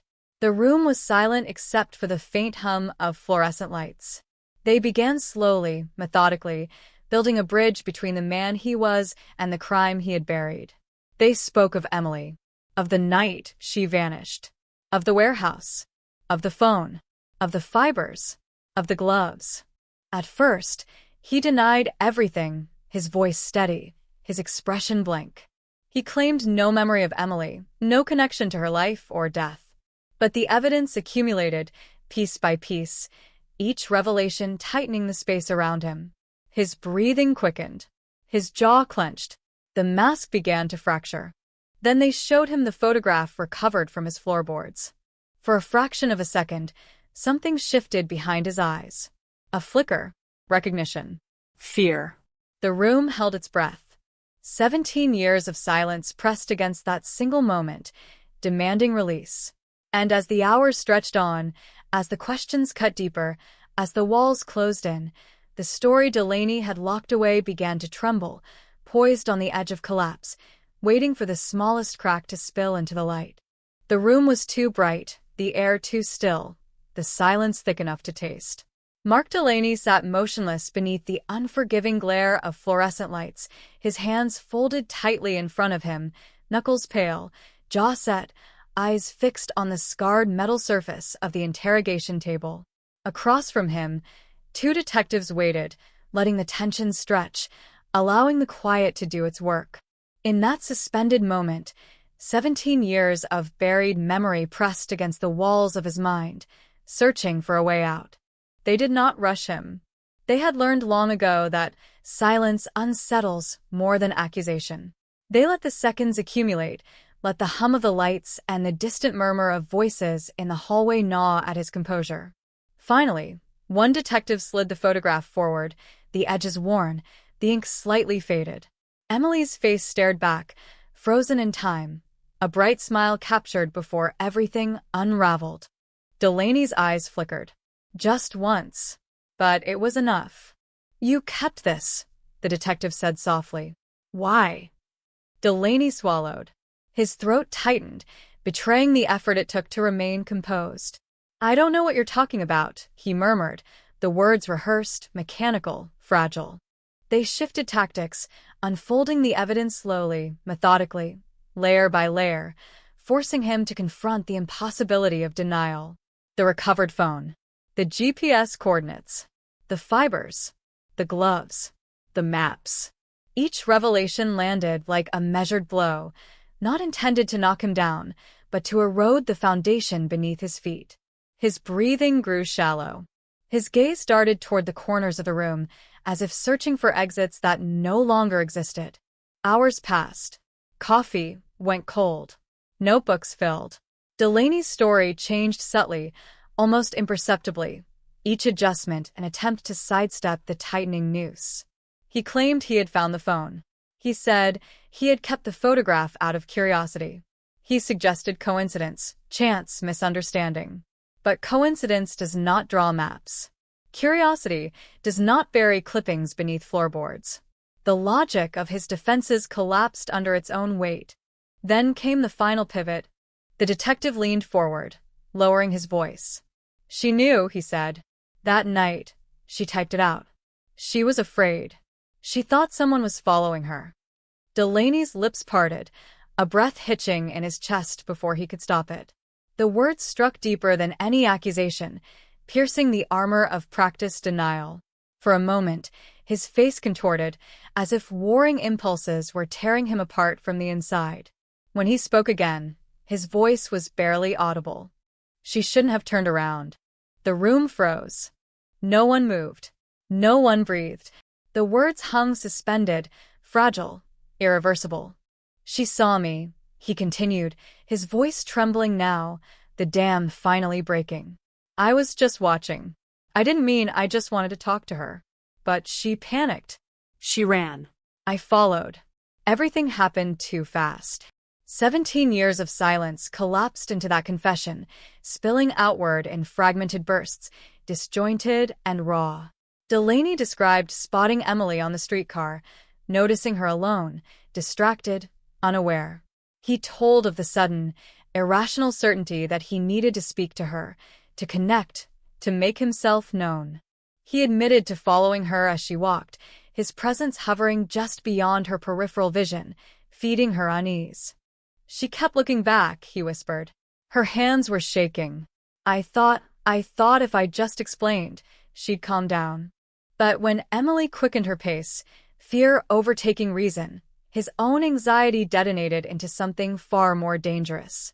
He caught up to her near the commercial strip, grabbing her arm, trying to pull her aside, to shield them from passing cars and curious eyes. She struggled. She screamed. Panic surged through him, eclipsing thought, drowning in tension. He struck her once, harder than he realized. She collapsed. The sound of her head hitting the pavement echoed in his memory, a sharp, irreversible punctuation mark. I didn't mean to kill her, he said, tears streaking down his face. I swear I didn't. I just wanted her to stop running. He described loading her unconscious body into his SUV, convinced she would wake, convinced he could fix what he had done. He drove aimlessly, heart pounding, mind unraveling, until the warehouse loomed out of the darkness, its broken windows and sagging doors offering concealment. Inside, in the cold, dust-choked air, he waited. But Emily never stirred. Fear calcified into dread. Dread hardened into resolve. By dawn, the deed was complete. The confession poured out in jagged fragments, stitched together by sobs, by long silences, by the visible effort it took to relive the night that had shattered both their lives. Every detail matched the evidence. Every admission aligned with the timeline. The story, horrifying in its banality, dismantled the myth of a calculating predator and replaced it with something perhaps more unsettling, a man undone by obsession, impulse, and catastrophic loss of control. When the recording finally ended, the room felt hollow, drained of oxygen, as if the truth itself had consumed everything else. Delaney slumped forward, his shoulders shaking, the weight of 17 years crashing down upon him in a single, suffocating wave. News of the confession detonated across Toronto with explosive force. Headlines erupted. Social media ignited. The words "cold case" solved ricocheted through newsrooms and living rooms alike, carrying with them a strange mixture of relief and renewed grief. For years, the city had lived beneath the shadow of uncertainty. Now, certainty had arrived, but it brought no comfort, only the bitter clarity of what had been lost. Emily's family received the news in a private room at police headquarters. Her mother wept silently, clutching her husband's hand, her body trembling under the weight of emotions she had carried for nearly 2 decades. Her sister stared at the floor, jaw clenched, tears sliding down her cheeks, torn between the desperate desire for answers and the devastating finality of receiving them. Closure, they realized, was not peace. It was simply the end of waiting. In court, Delaney's confession was laid bare, each word dissected, each detail scrutinized. Prosecutors painted a chilling portrait of obsession spiraling into violence, of a moment's panic cascading into irreversible tragedy. Defense attorneys argued diminished capacity, emotional instability, lack of premeditation. But the evidence was overwhelming. The recovered phone, the fibers, the maps, the clippings, the confession itself. When the verdict was read, a hush settled over the courtroom. Guilty. Delaney showed little reaction as the sentence was delivered. Life imprisonment, with the possibility of parole after 25 years. His gaze remained fixed on the floor, his expression unreadable, as if the enormity of what he had done and the time that had elapsed had finally numbed him beyond feeling. Outside, the city exhaled. For the first time in 17 years, the question that had haunted Toronto had an answer. The mystery had been unraveled. The silence had been broken. Yet as the headlines faded and the cameras turned elsewhere, a deeper realization took hold. Justice, though necessary, could not restore what had been taken. Emily Carter remained 26 years old in memory, forever suspended in the moment before fear overtook her. Her absence had reshaped lives, altered futures, carved wounds that time could not fully heal. The confession closed a chapter, but it did not erase the echo of loss that lingered in every space she had once occupied. And somewhere within the machinery of the justice system, the fragile chain of coincidences that had resurrected her case, a renovation, a misfiled object, a forgotten phone, stood as a stark reminder of how easily truth can vanish and how tenuously it can return. Because for every cold case that finds its resolution, countless others remain sealed in silence, waiting for their own improbable moment, their own accidental discovery, their own chance to finally speak. The sentence fell into the courtroom like a final, irrevocable echo, heavy and absolute, sealing a chapter that had remained dangerously open for nearly 2 decades. Life imprisonment, 25 years before the possibility of parole.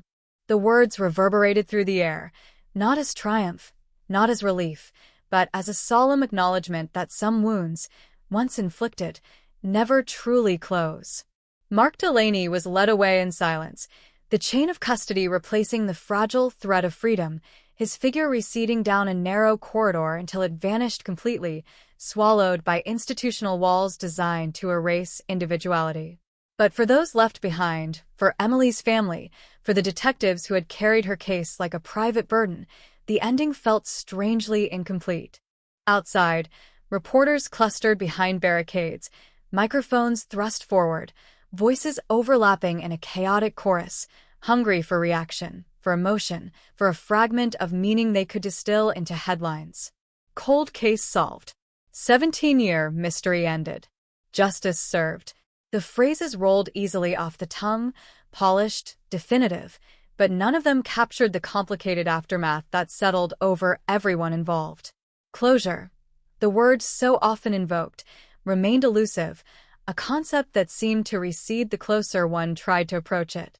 Emily's parents returned to their quiet home that evening, the same house they had lived in when their daughter disappeared, the walls still bearing faint traces of her presence. A dent in the hallway where her suitcase had once scraped against the paint. A loose floorboard in her bedroom she had always meant to fix. The scent of her shampoo lingering faintly in a drawer that had not been opened in years. They moved through the room slowly, as if navigating unfamiliar terrain, each step stirring memories that surged without warning. The confession had given them answers, but it had also reopened grief, forcing them to relive the night everything stopped. Her mother sat at the kitchen table long after midnight, staring at a chipped mug Emily had bought on a school trip, its faded lettering barely legible. For years, she had imagined countless endings, dramatic rescues, sudden revelations, impossible reunions. The truth, when it finally arrived, felt smaller, more mundane, and infinitely more devastating. There was no grand conspiracy, no elaborate scheme. Just a moment of fear, a man's unraveling, and a young life extinguished in seconds. Across the city, detectives closed the file with a mixture of relief and unease. The investigation that had consumed so much time, so many resources, so much emotional energy, was finally complete. But in its wake, it left behind questions that could not be neatly cataloged or archived. How many other cases lay dormant, waiting for the same improbable alignment of chance and persistence? How many truths remained sealed behind layers of error, neglect, and human limitation? The discovery of Emily's phone became a focal point for internal review. Procedures were scrutinized, protocols rewritten, training updated. The realization that a single misfiled object had delayed justice by nearly 2 decades sent a shiver through the institution. It was not malice that had buried the evidence. It was oversight. Bureaucracy. The quiet accumulation of small mistakes that, over time, had conspired to silence a crucial voice. In response, the department launched an extensive audit of unsolved cases, re-examining evidence storage, chain of custody records, and archival practices. Thousands of items were recatalogued, cross-referenced, digitized. It was an enormous undertaking, driven by the haunting possibility that Emily's case was not an anomaly, that other answers might be lying dormant, hidden in plain sight. The public reaction was equally complex. For some, the resolution brought relief, a sense that the world had regained a fragment of its moral balance. For others, it ignited anger that it had taken so long, anger that such a small error had carried such catastrophic consequences, anger that a life had been reduced to a footnote in bureaucratic history. Social media brimmed with debate, with tributes, with recriminations. Emily's name surged once more through digital space, a final, resounding echo before slowly fading again into memory. Yet even as the city processed the outcome, the deeper emotional reckoning unfolded in quieter spaces. The detectives who had first worked the case, many now retired, gathered in a modest conference room at headquarters, summoned for a briefing they had waited 17 years to hear. Gray hair, lined faces, tired eyes bore witness to the passage of time.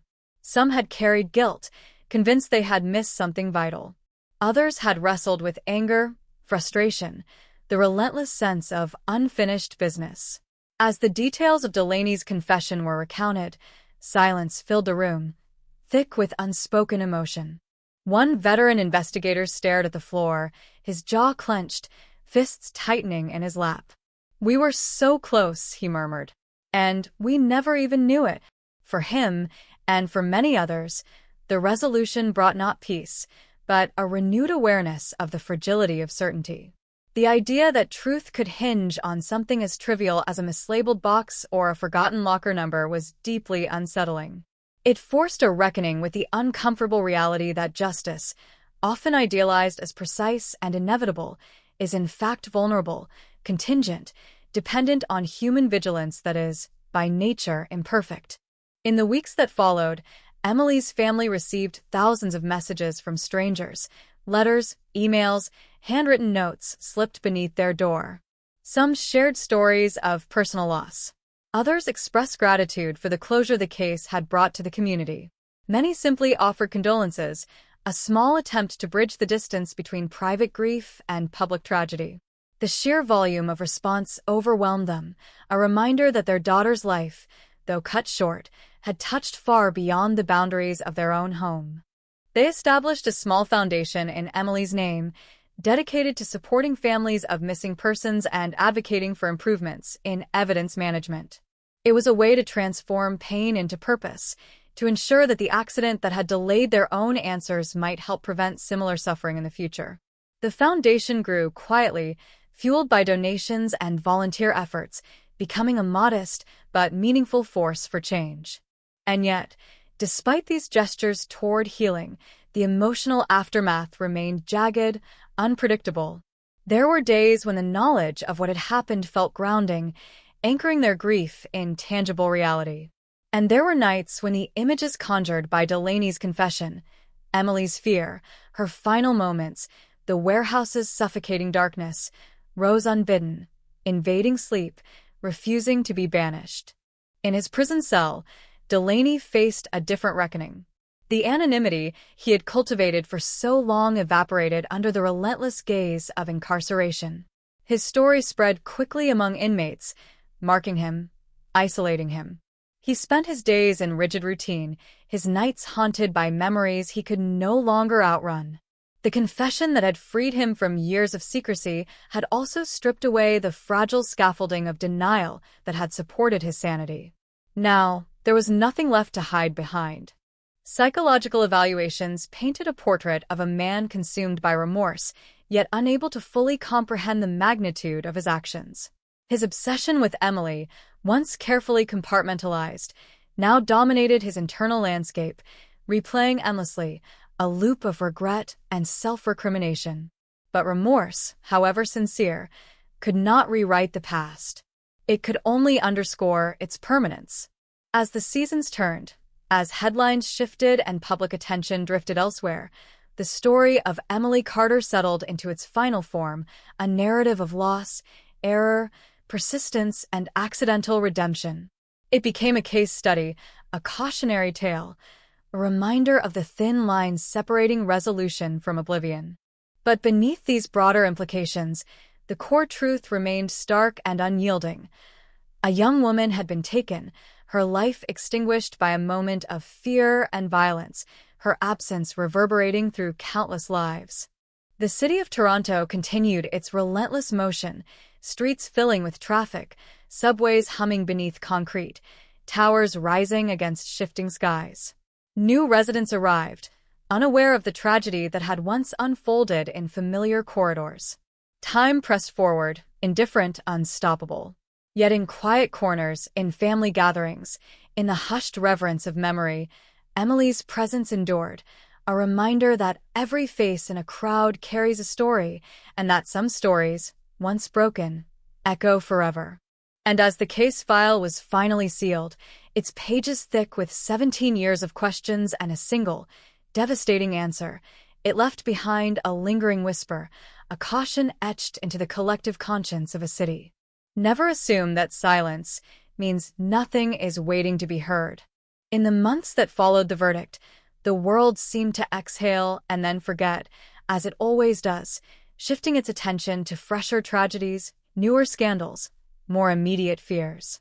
But for those tethered to Emily Carter's story, the end of the trial was not an ending at all. It was the beginning of a quieter, more insidious struggle, one that unfolded far from cameras and courtrooms, inside memory, inside conscience, inside the spaces where grief mutates and refuses to release its grip. Her parents discovered that the absence they had carried for 17 years did not evaporate with the arrival of truth. Instead, it transformed.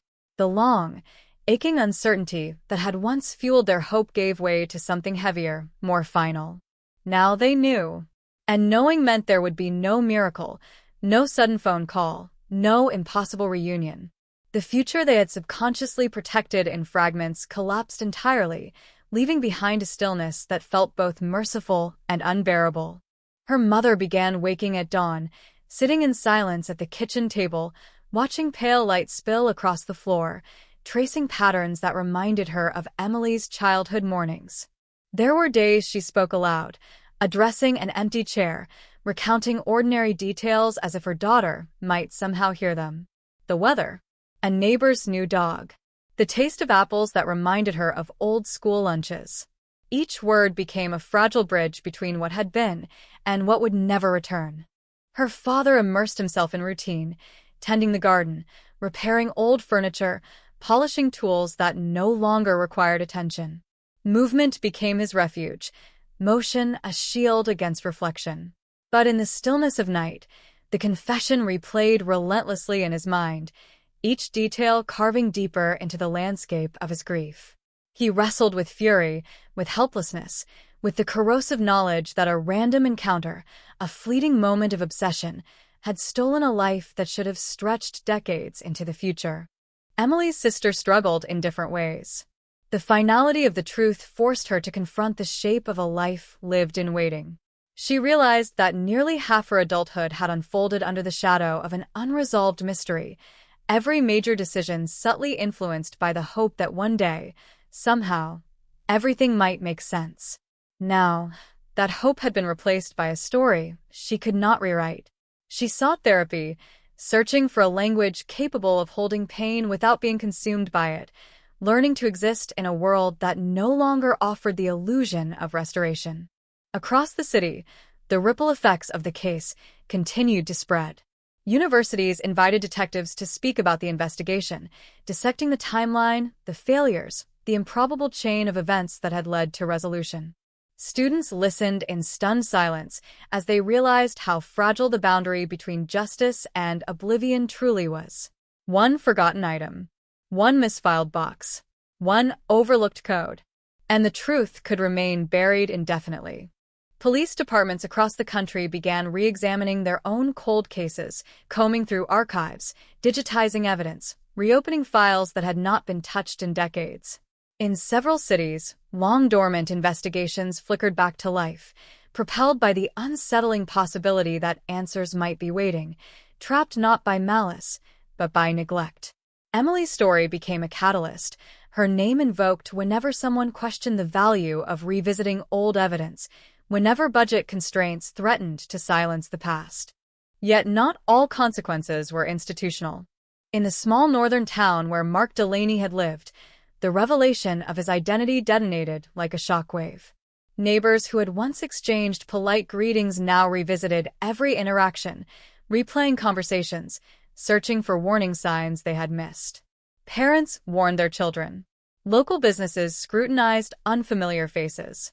Trust eroded, replaced by a lingering wariness that altered the social fabric in subtle but enduring ways. The knowledge that a man capable of such violence had lived among them, unnoticed, unsettled the fragile sense of safety they had long taken for granted. Delaney's former co-workers struggled with their own reckoning. Memories once dismissed as trivial acquired new weight. A sudden temper, a strange fixation, a moment of unease quickly rationalized and forgotten. In hindsight, everything seemed charged with meaning.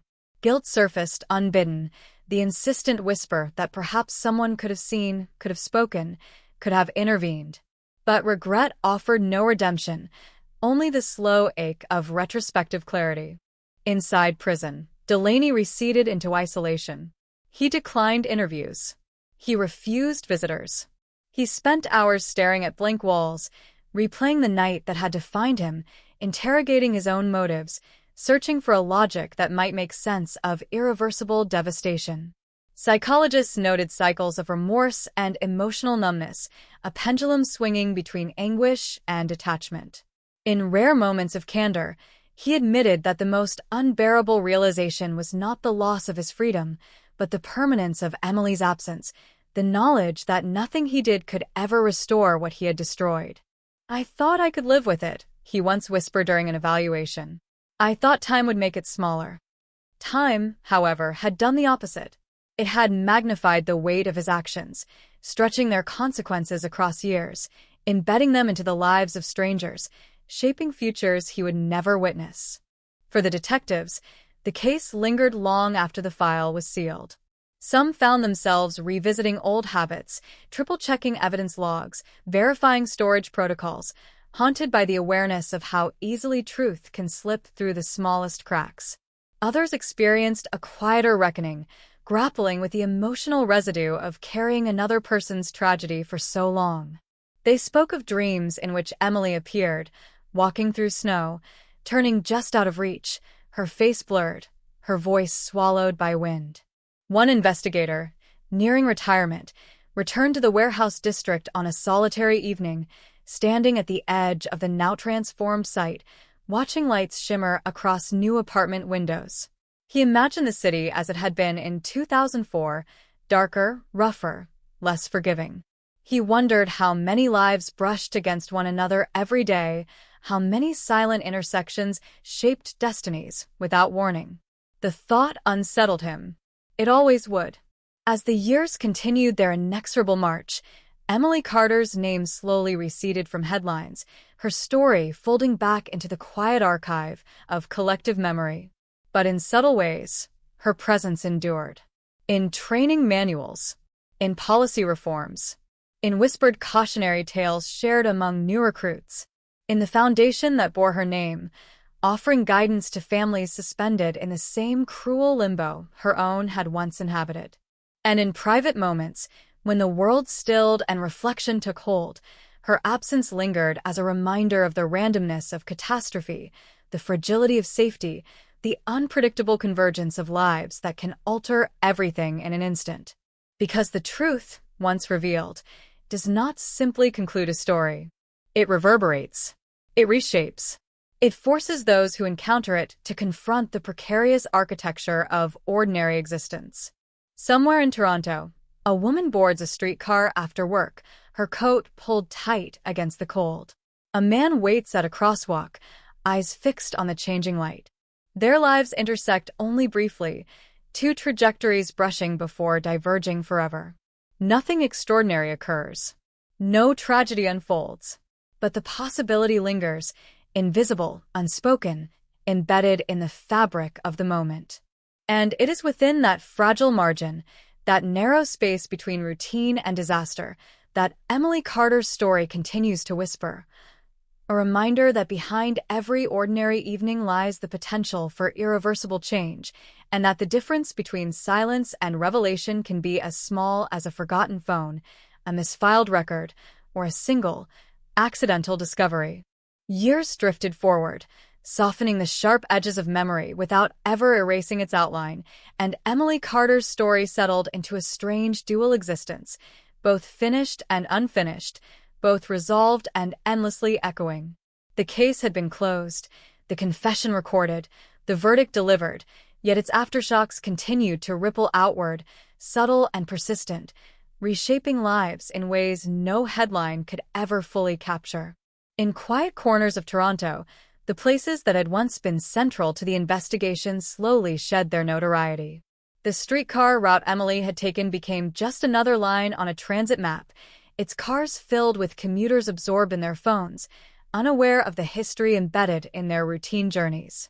The intersection where her phone last transmitted its location pulsed with traffic, horns blaring, pedestrians surging across crosswalks in restless waves. Few paused long enough to consider the invisible imprint of a night that had altered the city's collective conscience. The warehouse district, once a desolate landscape of decay and shadow, transformed into a mosaic of glass towers and cafes, the industrial scars concealed beneath layers of polished concrete and steel. Where Emily's body had been discovered, children now played on manicured lawns, and young couples watched sunsets from balconies that overlooked streets humming with life. The past lay buried beneath redevelopment, yet it lingered, a faint residue of sorrow threaded through the soil, as if the ground itself remembered. For Emily's family, healing unfolded in unpredictable rhythms. There were days when laughter returned, tentative and fragile, as if testing the boundaries of what was now permissible. There were evenings filled with long conversations, reflections on her childhood, stories that had not been shared in years, each anecdote a way of stitching her presence back into their lives.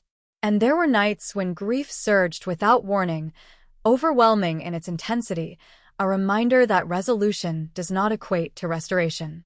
Her sister began writing, channeling years of suspended emotion into essays that explored the labyrinth of loss, the peculiar torment of not knowing, and the disorienting arrival of truth. Her words resonated with readers who had endured similar limbos, forging connections across vast distances. In the shared language of uncertainty and grief, strangers recognized fragments of themselves, finding solace in the realization that their isolation was, paradoxically, communal. The foundation established in Emily's name expanded steadily, its reach extending into police departments, forensic laboratories, and advocacy groups. Workshops on evidence management, missing persons investigations, and family support services became its cornerstone. Volunteers, many of whom had once stood outside Emily's building holding candles, now dedicated countless hours to ensuring that other families would not endure the same prolonged silence. In this way, her absence was transmuted into action, her memory into momentum. Yet beneath these tangible outcomes, a more intangible legacy took root, an enduring awareness of vulnerability, a collective sensitivity to the fragility of ordinary life. The story of Emily Carter lingered in the city's subconscious, surfacing in moments of unease, in the instinctive tightening of grip when walking alone at night, in the brief glances cast over shoulders in deserted streets. It was not paranoia. It was memory, quietly shaping perception. For the detectives who had worked the case, the resolution altered their professional identities. Some transitioned into teaching roles, sharing the lessons etched into them by years of frustration and eventual breakthrough. Others remained in active service, their investigative instincts sharpened by the knowledge of how easily vital details can slip through unnoticed. In briefing rooms and training seminars, Emily's case became a reference point, a reminder that persistence, humility, and attention to the smallest anomalies could bridge even the widest temporal divides. One investigator, long haunted by the missed opportunities of the early years, began mentoring new recruits, emphasizing the importance of empathy alongside procedure. "Every file is someone's life," he told them. "Never forget that." His voice carried the weight of experience, the understanding that technical skill alone could not shoulder the moral burden of such work. Meanwhile, in the controlled monotony of incarceration, Mark Delaney's existence narrowed to a cycle of repetition and introspection. Days blurred into one another, structured by rigid schedules and the unyielding architecture of confinement. He avoided contact, retreating into a solitude that mirrored the isolation he had cultivated in freedom. Letters from journalists, criminologists, and curious strangers accumulated unopened, their inquiries rendered meaningless by his refusal to engage. Yet within the stillness of his cell, memory proved relentless. The night of Emily's death replayed in merciless clarity, each sensation amplified by the absence of distraction. The scrape of boots against pavement, the echo of her cry, the suffocating darkness of the warehouse. These fragments looped endlessly, a private torment immune to the passage of time. In therapy sessions, he spoke of dreams in which he stood at the edge of an endless corridor, her figure receding no matter how fast he ran. Awakening offered no reprieve. The corridor persisted, etched into his consciousness. Psychologists noted that his remorse, while genuine, remained bound to self-absorption, anchored more in his own suffering than in empathy for his victims. It was a common pattern, they explained, an attempt by the psyche to process unbearable guilt by reframing it as personal loss. True comprehension of the harm inflicted, they warned, might remain forever out of reach. Outside the prison walls, debates ignited about the nature of justice, the purpose of punishment, and the possibility of redemption. Some argued that Delaney's confession, however belated, merited consideration for parole when eligibility arrived. Others rejected the notion outright, insisting that the magnitude of his crime demanded permanent removal from society. The discourse reflected broader societal tensions, a struggle to reconcile accountability with compassion, safety with mercy. Emily's family refrained from public commentary, their focus fixed on rebuilding a life that had long revolved around absence. Yet privately, they grappled with their own complex emotions. Forgiveness, a concept often invoked in the aftermath of tragedy, felt both distant and fraught. They acknowledged its theoretical power, its potential to liberate the wounded from perpetual anger, but its practical application remained elusive. For now, survival itself was achievement enough. As time continued its unyielding advance, new generations emerged, unfamiliar with the story that had once dominated headlines. For them, Emily Carter was a name encountered only in archives, a case study in criminology textbooks, a footnote in the evolving narrative of forensic science. And yet, her legacy persisted, woven into institutional reforms, community vigilance, and the quiet determination of those who refused to allow her disappearance to dissolve into anonymity. Occasionally, a letter arrived at the Foundation's office from a family whose missing loved one had finally been found, sometimes alive, sometimes not. In these letters, gratitude mingled with grief, relief with sorrow. Each message reaffirmed the fragile power of hope, the necessity of perseverance, and the enduring impact of Emily's story. Her absence, transformed into purpose, continued to shape outcomes she would never witness.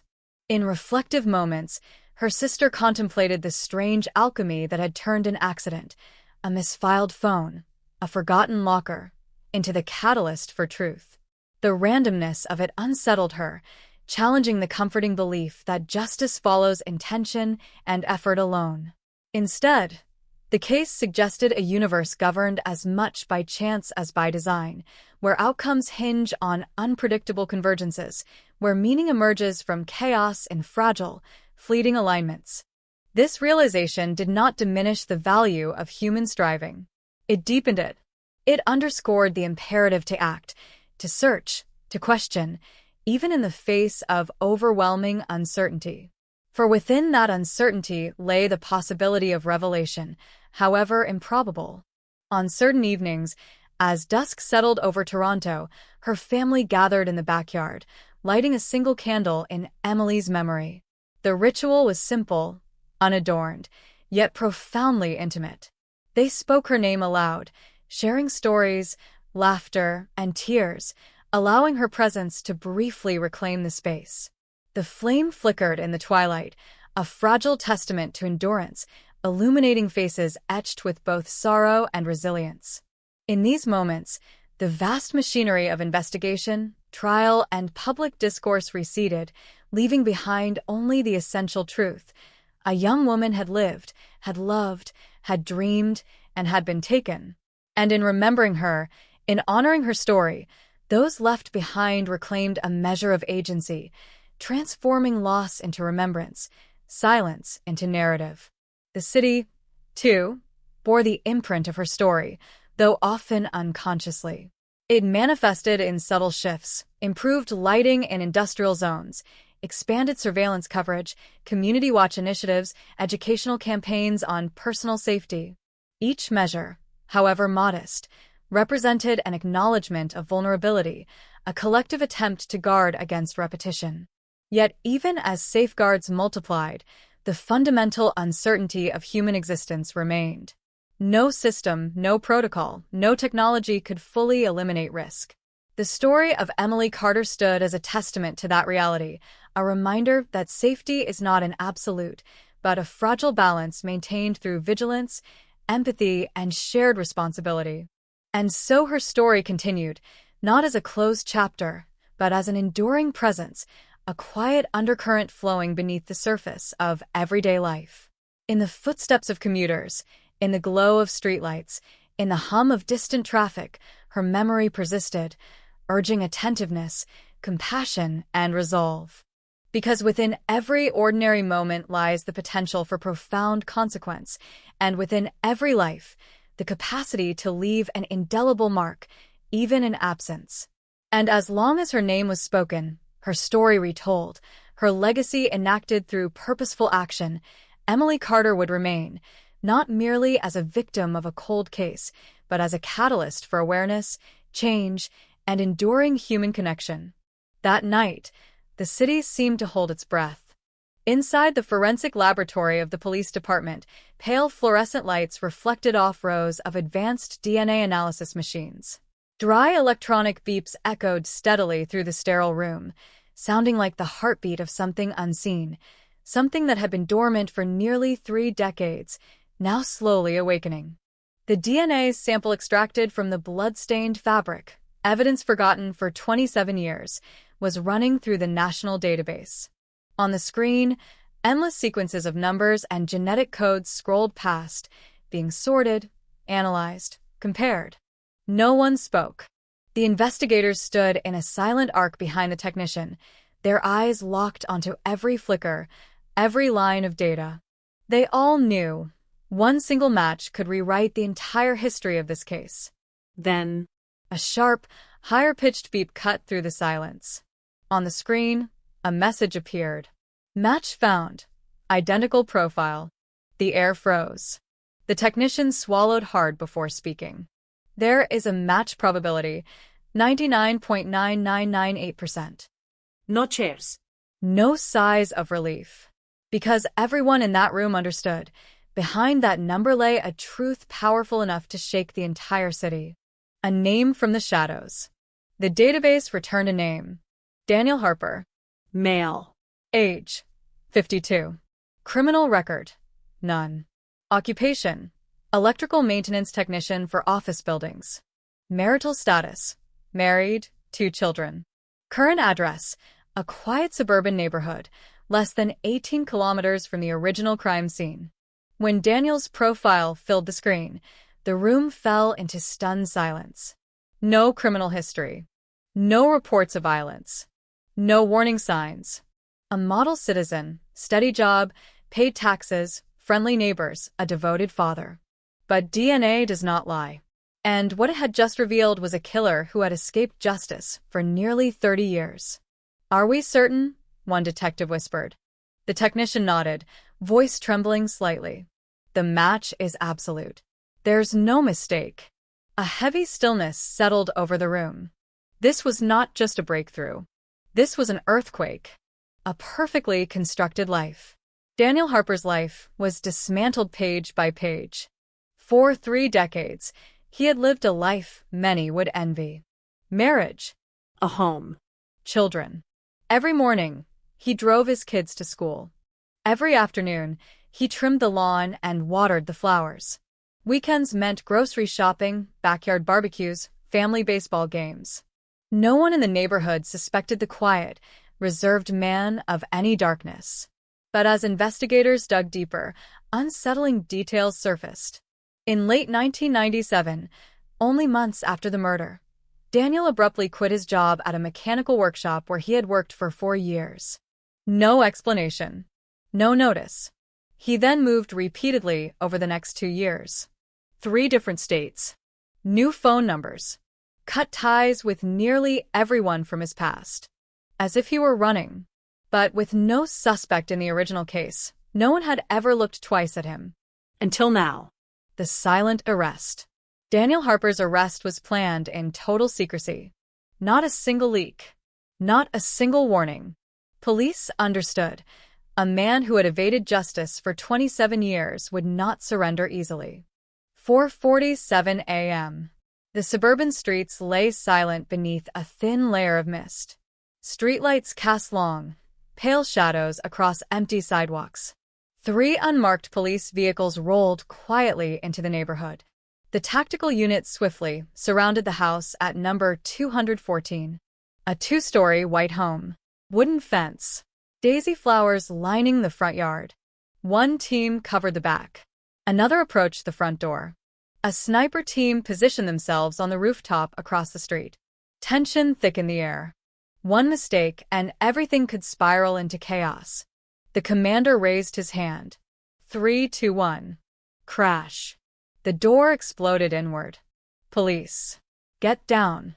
Shouts tore through the stillness of dawn. The face of evil. Daniel Harper was restrained in under 30 seconds. He appeared at the top of the stairs, wearing pajamas, a glass of water still in his hand. His face showed confusion. "What's going on?" he stammered. No resistance. No attempt to flee. No panic. That calmness sent chills through the officers. As the handcuffs clicked shut, Daniel looked directly into the commander's eyes. His gaze held no fear. Only something deep. Something dark. Something cold. One officer later said. It felt like he had been waiting for this moment for 27 years. The interrogation room. Interrogation room 3. Dim overhead lighting. Cold concrete walls. A single metal table between 2 chairs. Daniel sat upright, hands resting calmly on the surface. No shaking. No evasion. No request for a lawyer. When investigators placed the crime scene photos in front of him, the atmosphere thickened. Daniel stared at the images for a long time. A very long time. Finally, he exhaled softly. "She looks the same," he murmured. The room fell silent. No further questions were needed. No more evidence required. That was his first confession. 27 years of silence. Daniel began to speak. His voice was flat, detached, like he was recounting someone else's story. He claimed he never intended to kill her. Just a heated argument. A moment of uncontrolled rage.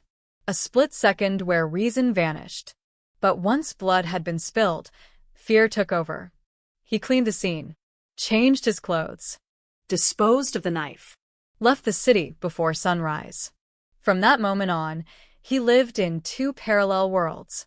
By day, devoted husband, loving father, dependable worker. By night, haunted by screams, by the smell of blood, by the victim's final stare. "I haven't slept a full night in decades," he admitted quietly. "Every time I close my eyes, I'm back in that room." The collapse of a family. When the news broke, the neighborhood reeled. Daniel's wife collapsed in front of television cameras. Their 2 sons were escorted out of school in silence, surrounded by whispers and stares. Neighbors were stunned. The man who fixed their roofs, replaced their light bulbs, carried their children. A murderer. No one could accept it. No one wanted to believe it. An elderly woman next door whispered, "He baked cookies for me every Christmas." A cold case closed, but the wounds remain. The trial began 4 months later. Daniel Harper was sentenced to life imprisonment without parole. After 27 years, the victim's family finally received answers. But there were no real winners. Time had already taken too much. Youth. Trust. And the lives that might have been. Whispers from the past. This cold case was not solved by a new witness. Not by a confession. Not by a sudden investigative breakthrough. It was solved because of a single forgotten piece of evidence buried in a dusty archive. A tiny fiber. A drop of dried blood. A decision to reopen old files. A reminder that no crime ever truly disappears. Only the truth waits, patiently, to be awakened. The verdict echoed through the courtroom like a final gunshot, sharp and irrevocable, and for a brief moment, the entire chamber seemed suspended between breath and silence, as if the air itself were struggling to absorb the weight of what had just been declared. Life imprisonment without parole. The words hung there, heavy and unyielding, settling slowly into the collective consciousness of everyone present. Reporters scribbled furiously. Cameras clicked. A low murmur rippled through the benches. Yet beneath the surface commotion, a deeper stillness took hold, the kind that follows an irreversible act, the kind that signals an ending that can never be undone. For Emily Carter's family, the sentence did not feel like closure. It felt like the collapse of a long, precarious structure that had been holding them upright for decades. They had braced themselves for this moment, rehearsed their reactions, imagined the emotional release that justice might bring. But when it finally arrived, it carried no triumph, no relief, only a strange, hollow quiet, as if the world had briefly stopped moving. Her mother stared straight ahead, her expression unreadable, her hands clasped so tightly that her knuckles had turned white. Her father closed his eyes, drawing in a slow breath, as if trying to anchor himself in the present. Her sister felt tears rising, not in waves, but in a slow, inexorable tide, blurring the edges of everything she could see. Outside, the courthouse steps became a chaotic tableau of microphones, flashing lights, and shouted questions. Journalists surged forward, hungry for reactions, for sound bites that could condense 27 years of anguish into a few seconds of broadcast. But the family said nothing. They moved through the crowd in silence, their faces set, their bodies carrying the weight of a history that no headline could contain. In that moment, the world's curiosity felt intrusive, almost violent, tearing at wounds that had barely begun to close. The psychological aftermath of the case unfolded quietly, away from the cameras, in the private spaces where memory and emotion collided. For the investigators, the resolution brought neither peace nor pride, only a profound sense of exhaustion. Years of unanswered questions had finally converged into a single narrative, but that narrative was soaked in regret, in the awareness of opportunities missed, paths not taken, evidence overlooked. One detective confessed to waking in the middle of the night, heart racing, replaying old interviews in his mind, wondering what might have changed if he had asked one more question, lingered one more moment, noticed one more inconsistency. Another struggled with a more insidious torment: guilt. Not for failing to solve the case sooner, but for the countless times he had allowed himself to believe it might never be solved at all. In those moments of resignation, he felt he had betrayed not only the victim, but the very oath that had guided his career. The knowledge that a single forgotten sample, a minor clerical oversight, had delayed justice for nearly 3 decades haunted him with relentless persistence. Therapy sessions became a quiet refuge for many of them, a space where the stoic armor of professionalism could finally crack. They spoke of burnout, of emotional numbness, of the creeping fear that prolonged exposure to tragedy had eroded their capacity for empathy. Some admitted that the case had altered their perception of humanity, teaching them to see darkness even in ordinary gestures, to question the innocence of routine, to suspect danger where none might exist. The line between vigilance and paranoia blurred, and navigating that boundary became a daily struggle. For Daniel Harper's family, the aftermath was catastrophic. Their lives disintegrated in a matter of days, reduced to fragments scattered across headlines and social media feeds. His wife retreated into isolation, withdrawing from friends, severing ties with neighbors, avoiding public spaces where curious eyes and whispered judgments followed her every step. She grappled with a crushing duality, the man she had loved for years and the murder revealed by the court. Reconciling those identities proved impossible. Each memory became suspect, each tender moment tainted by the question of what he had been hiding, of how thoroughly she had been deceived. Their children, thrust abruptly into the glare of public scrutiny, bore the brunt of collective outrage. At school, classmates whispered behind their backs. Teachers struggled to offer comfort without drawing attention. Some parents forbade their children from visiting their home, as if guilt were contagious. The boys retreated inward, their once carefree laughter replaced by guarded silence. In private, they wrestled with a turmoil that defied articulation, the collapse of trust, the erosion of identity, the terrifying realization that the person who had taught them right from wrong had lived a lie. Nightmares plagued them, vivid and relentless, blending fragments of media reports with distorted childhood memories. They awoke in cold sweats, their minds caught in a loop of confusion and fear, haunted by the thought that the monster described on television had once tucked them into bed. Psychologists later described this phenomenon as a form of inherited trauma, a psychological inheritance of violence that left invisible scars. As weeks turned into months, the city of Toronto gradually resumed its rhythms, yet subtle shifts lingered. Conversations in cafes drifted inevitably toward the case. Commuters on late-night trains found themselves scanning fellow passengers with heightened suspicion.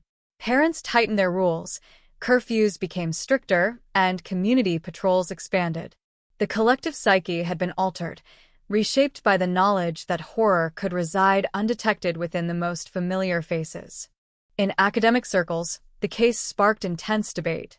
Criminologists dissected every aspect of the investigation, from the initial response to the decades-long stagnation to the serendipitous rediscovery of evidence. Conferences convened. Papers were published. New protocols were proposed, emphasizing the meticulous preservation of forensic materials, the periodic re-examination of unsolved cases, and the integration of emerging technologies into investigative workflows. Emily Carter's name became synonymous with institutional reform, a tragic catalyst for progress.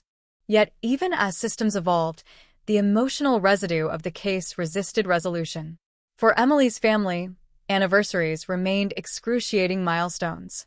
Each passing year marked another cycle of absence, another reminder of time stolen. They visited her grave regularly, leaving flowers, handwritten notes, and small tokens of remembrance. In these quiet rituals, they sought communion with her memory, a fragile bridge between past and present. Her sister often lingered long after the others had departed, tracing the engraved letters of Emily's name with her fingertips, whispering updates about the world she had never known. New technologies, new songs, new fears, new hopes. In these monologues, she found solace, a way of sustaining a relationship that death had severed but not erased. Meanwhile, Daniel Harper faded into the obscurity of the prison system, his name gradually receding from headlines, replaced by newer tragedies, fresher scandals. Within the walls of his cell, time assumed a different texture, measured not in days or months, but in the slow accumulation of regret. Therapy sessions forced him to confront the enormity of his actions, stripping away the rationalizations that had sustained him for decades. Yet genuine remorse remained elusive, obscured by layers of self-preservation and psychological defense. Fellow inmates viewed him with a mixture of contempt and wary fascination, aware of the notoriety that clung to his identity. Some sought to provoke him, others to extract details of the crime, as if proximity to infamy conferred a perverse status.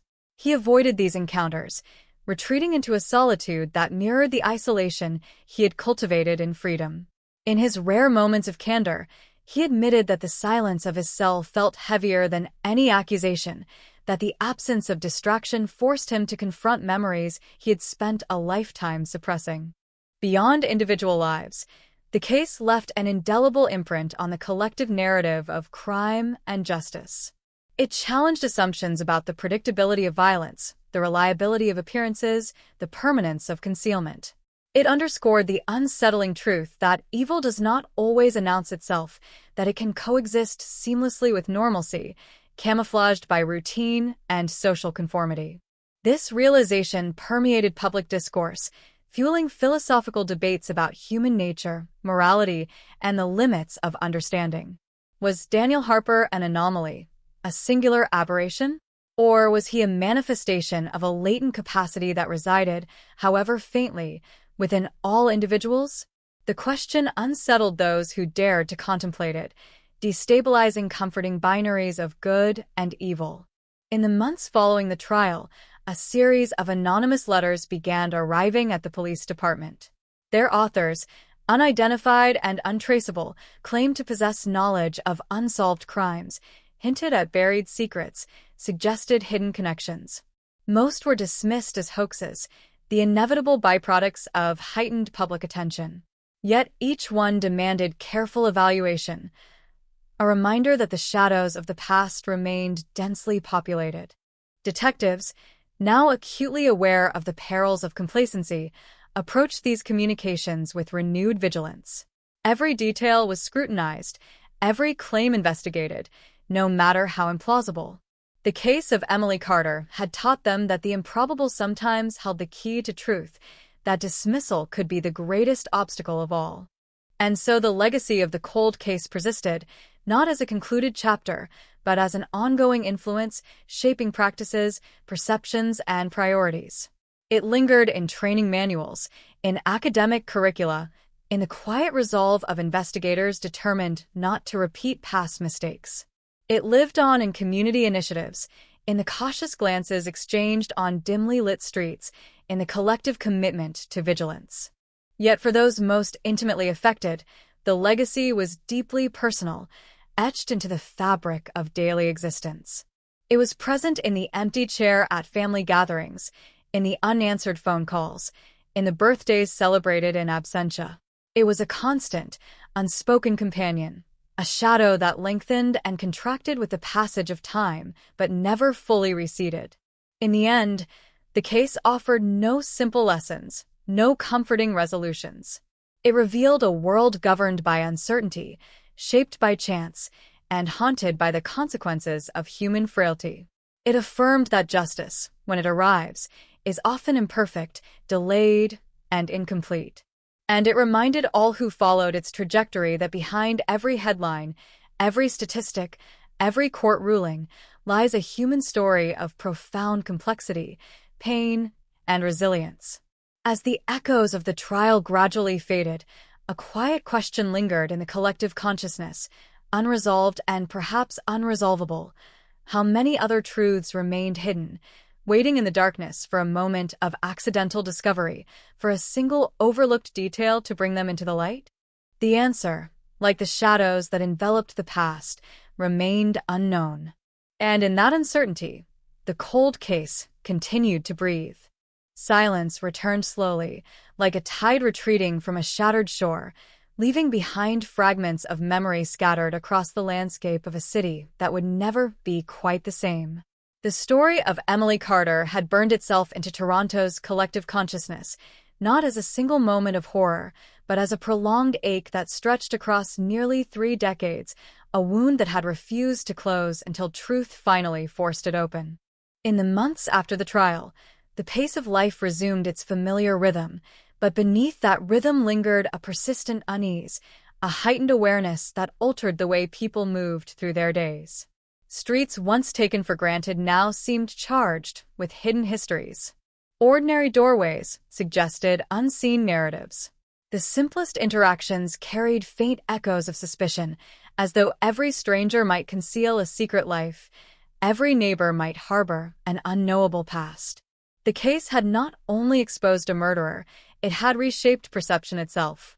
For Emily's family, the finality of the verdict marked the beginning of a new chapter, one defined not by searching, but by learning how to exist without the hope that had sustained them for so long. Hope, even when painful, had given structure to their days. It had offered a reason to keep asking, to keep waiting, to keep believing that the next phone call might change everything. With that hope extinguished, they faced an unfamiliar emptiness, a void where anticipation had once lived. Her mother found herself waking at dawn, instinctively preparing for tasks that no longer existed.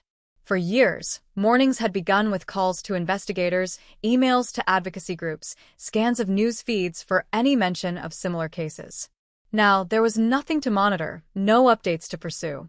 The stillness felt unnatural, almost threatening, as if the world had abruptly withdrawn its purpose. In that quiet, grief resurfaced in raw, unfiltered form, no longer tempered by the distraction of pursuit.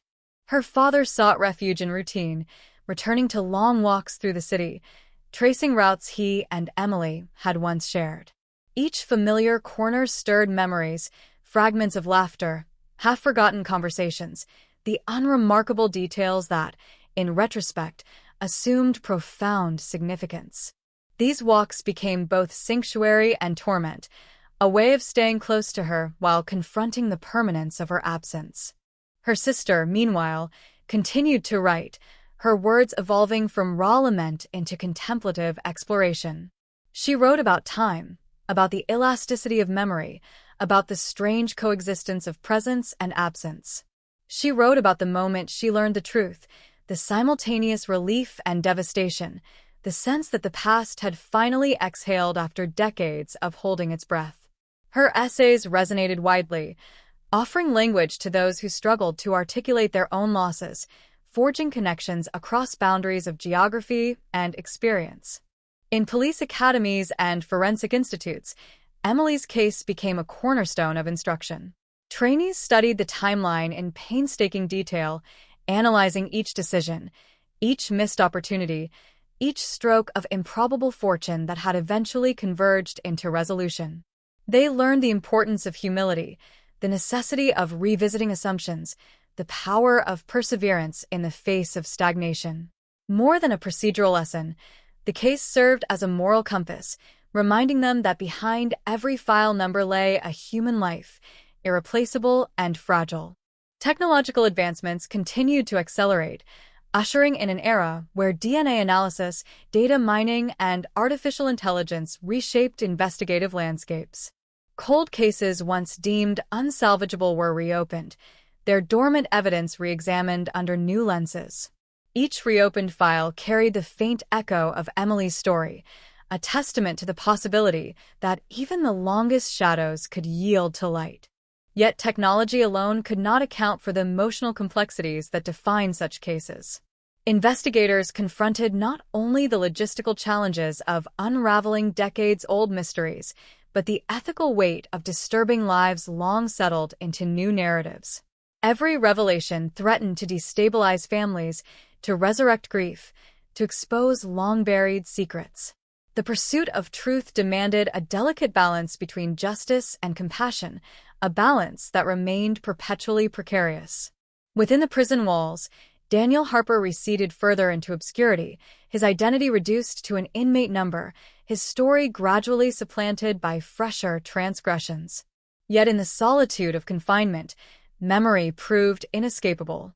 He grappled with the dissonance between the life he had constructed and the irrevocable act that had defined him. Regret, when it surfaced, manifested not as dramatic remorse, but as a dull, persistent ache, a constant reminder of a boundary crossed and never reclaimed. In rare moments of introspection, he acknowledged the fragility of the barriers that separated ordinary existence from catastrophic violence. He spoke of a single decision, a fleeting surge of rage, a moment's surrender to impulse that had detonated across countless lives. In these admissions lay a chilling truth: that devastation does not always arise from grand schemes or calculated malice, but from the smallest fractures and restraint, magnified by circumstance and chance. Beyond individual trajectories, the case left an enduring imprint on the cultural imagination. Documentaries, books, and podcasts revisited its contours, each interpretation layering new meaning onto established facts. Audiences dissected motives, debated culpability, and speculated on alternate outcomes, drawn inexorably to the unresolved questions that lingered at the margins. In these retellings, Emily's story assumed a mythic quality, emblematic of the mysteries that haunt modern life, the invisible forces that shape destiny. Yet amidst this proliferation of narratives, her essence risked dilution, overshadowed by procedural detail and sensational intrigue. To counter this, her family and advocates emphasized remembrance over spectacle, grounding discussions in the reality of her humanity. They spoke of her kindness, her ambitions, her quiet resilience, insisting that she be remembered not solely as a victim, but as a vibrant individual whose life had possessed intrinsic value beyond the circumstances of her death. Memorial gatherings became annual rituals, modest in scale, yet profound in significance. Candles flickered against twilight skies, their fragile flames symbolizing both vulnerability and endurance. In these shared spaces, grief transformed into solidarity, strangers bound by empathy, and a collective commitment to vigilance. Stories were exchanged, tears shed, laughter resurfaced, weaving a tapestry of remembrance that transcended tragedy. As years continued their inexorable march, the sharp edges of pain softened, though they never disappeared entirely. The family learned to coexist with absence, to integrate loss into a broader narrative of survival and meaning.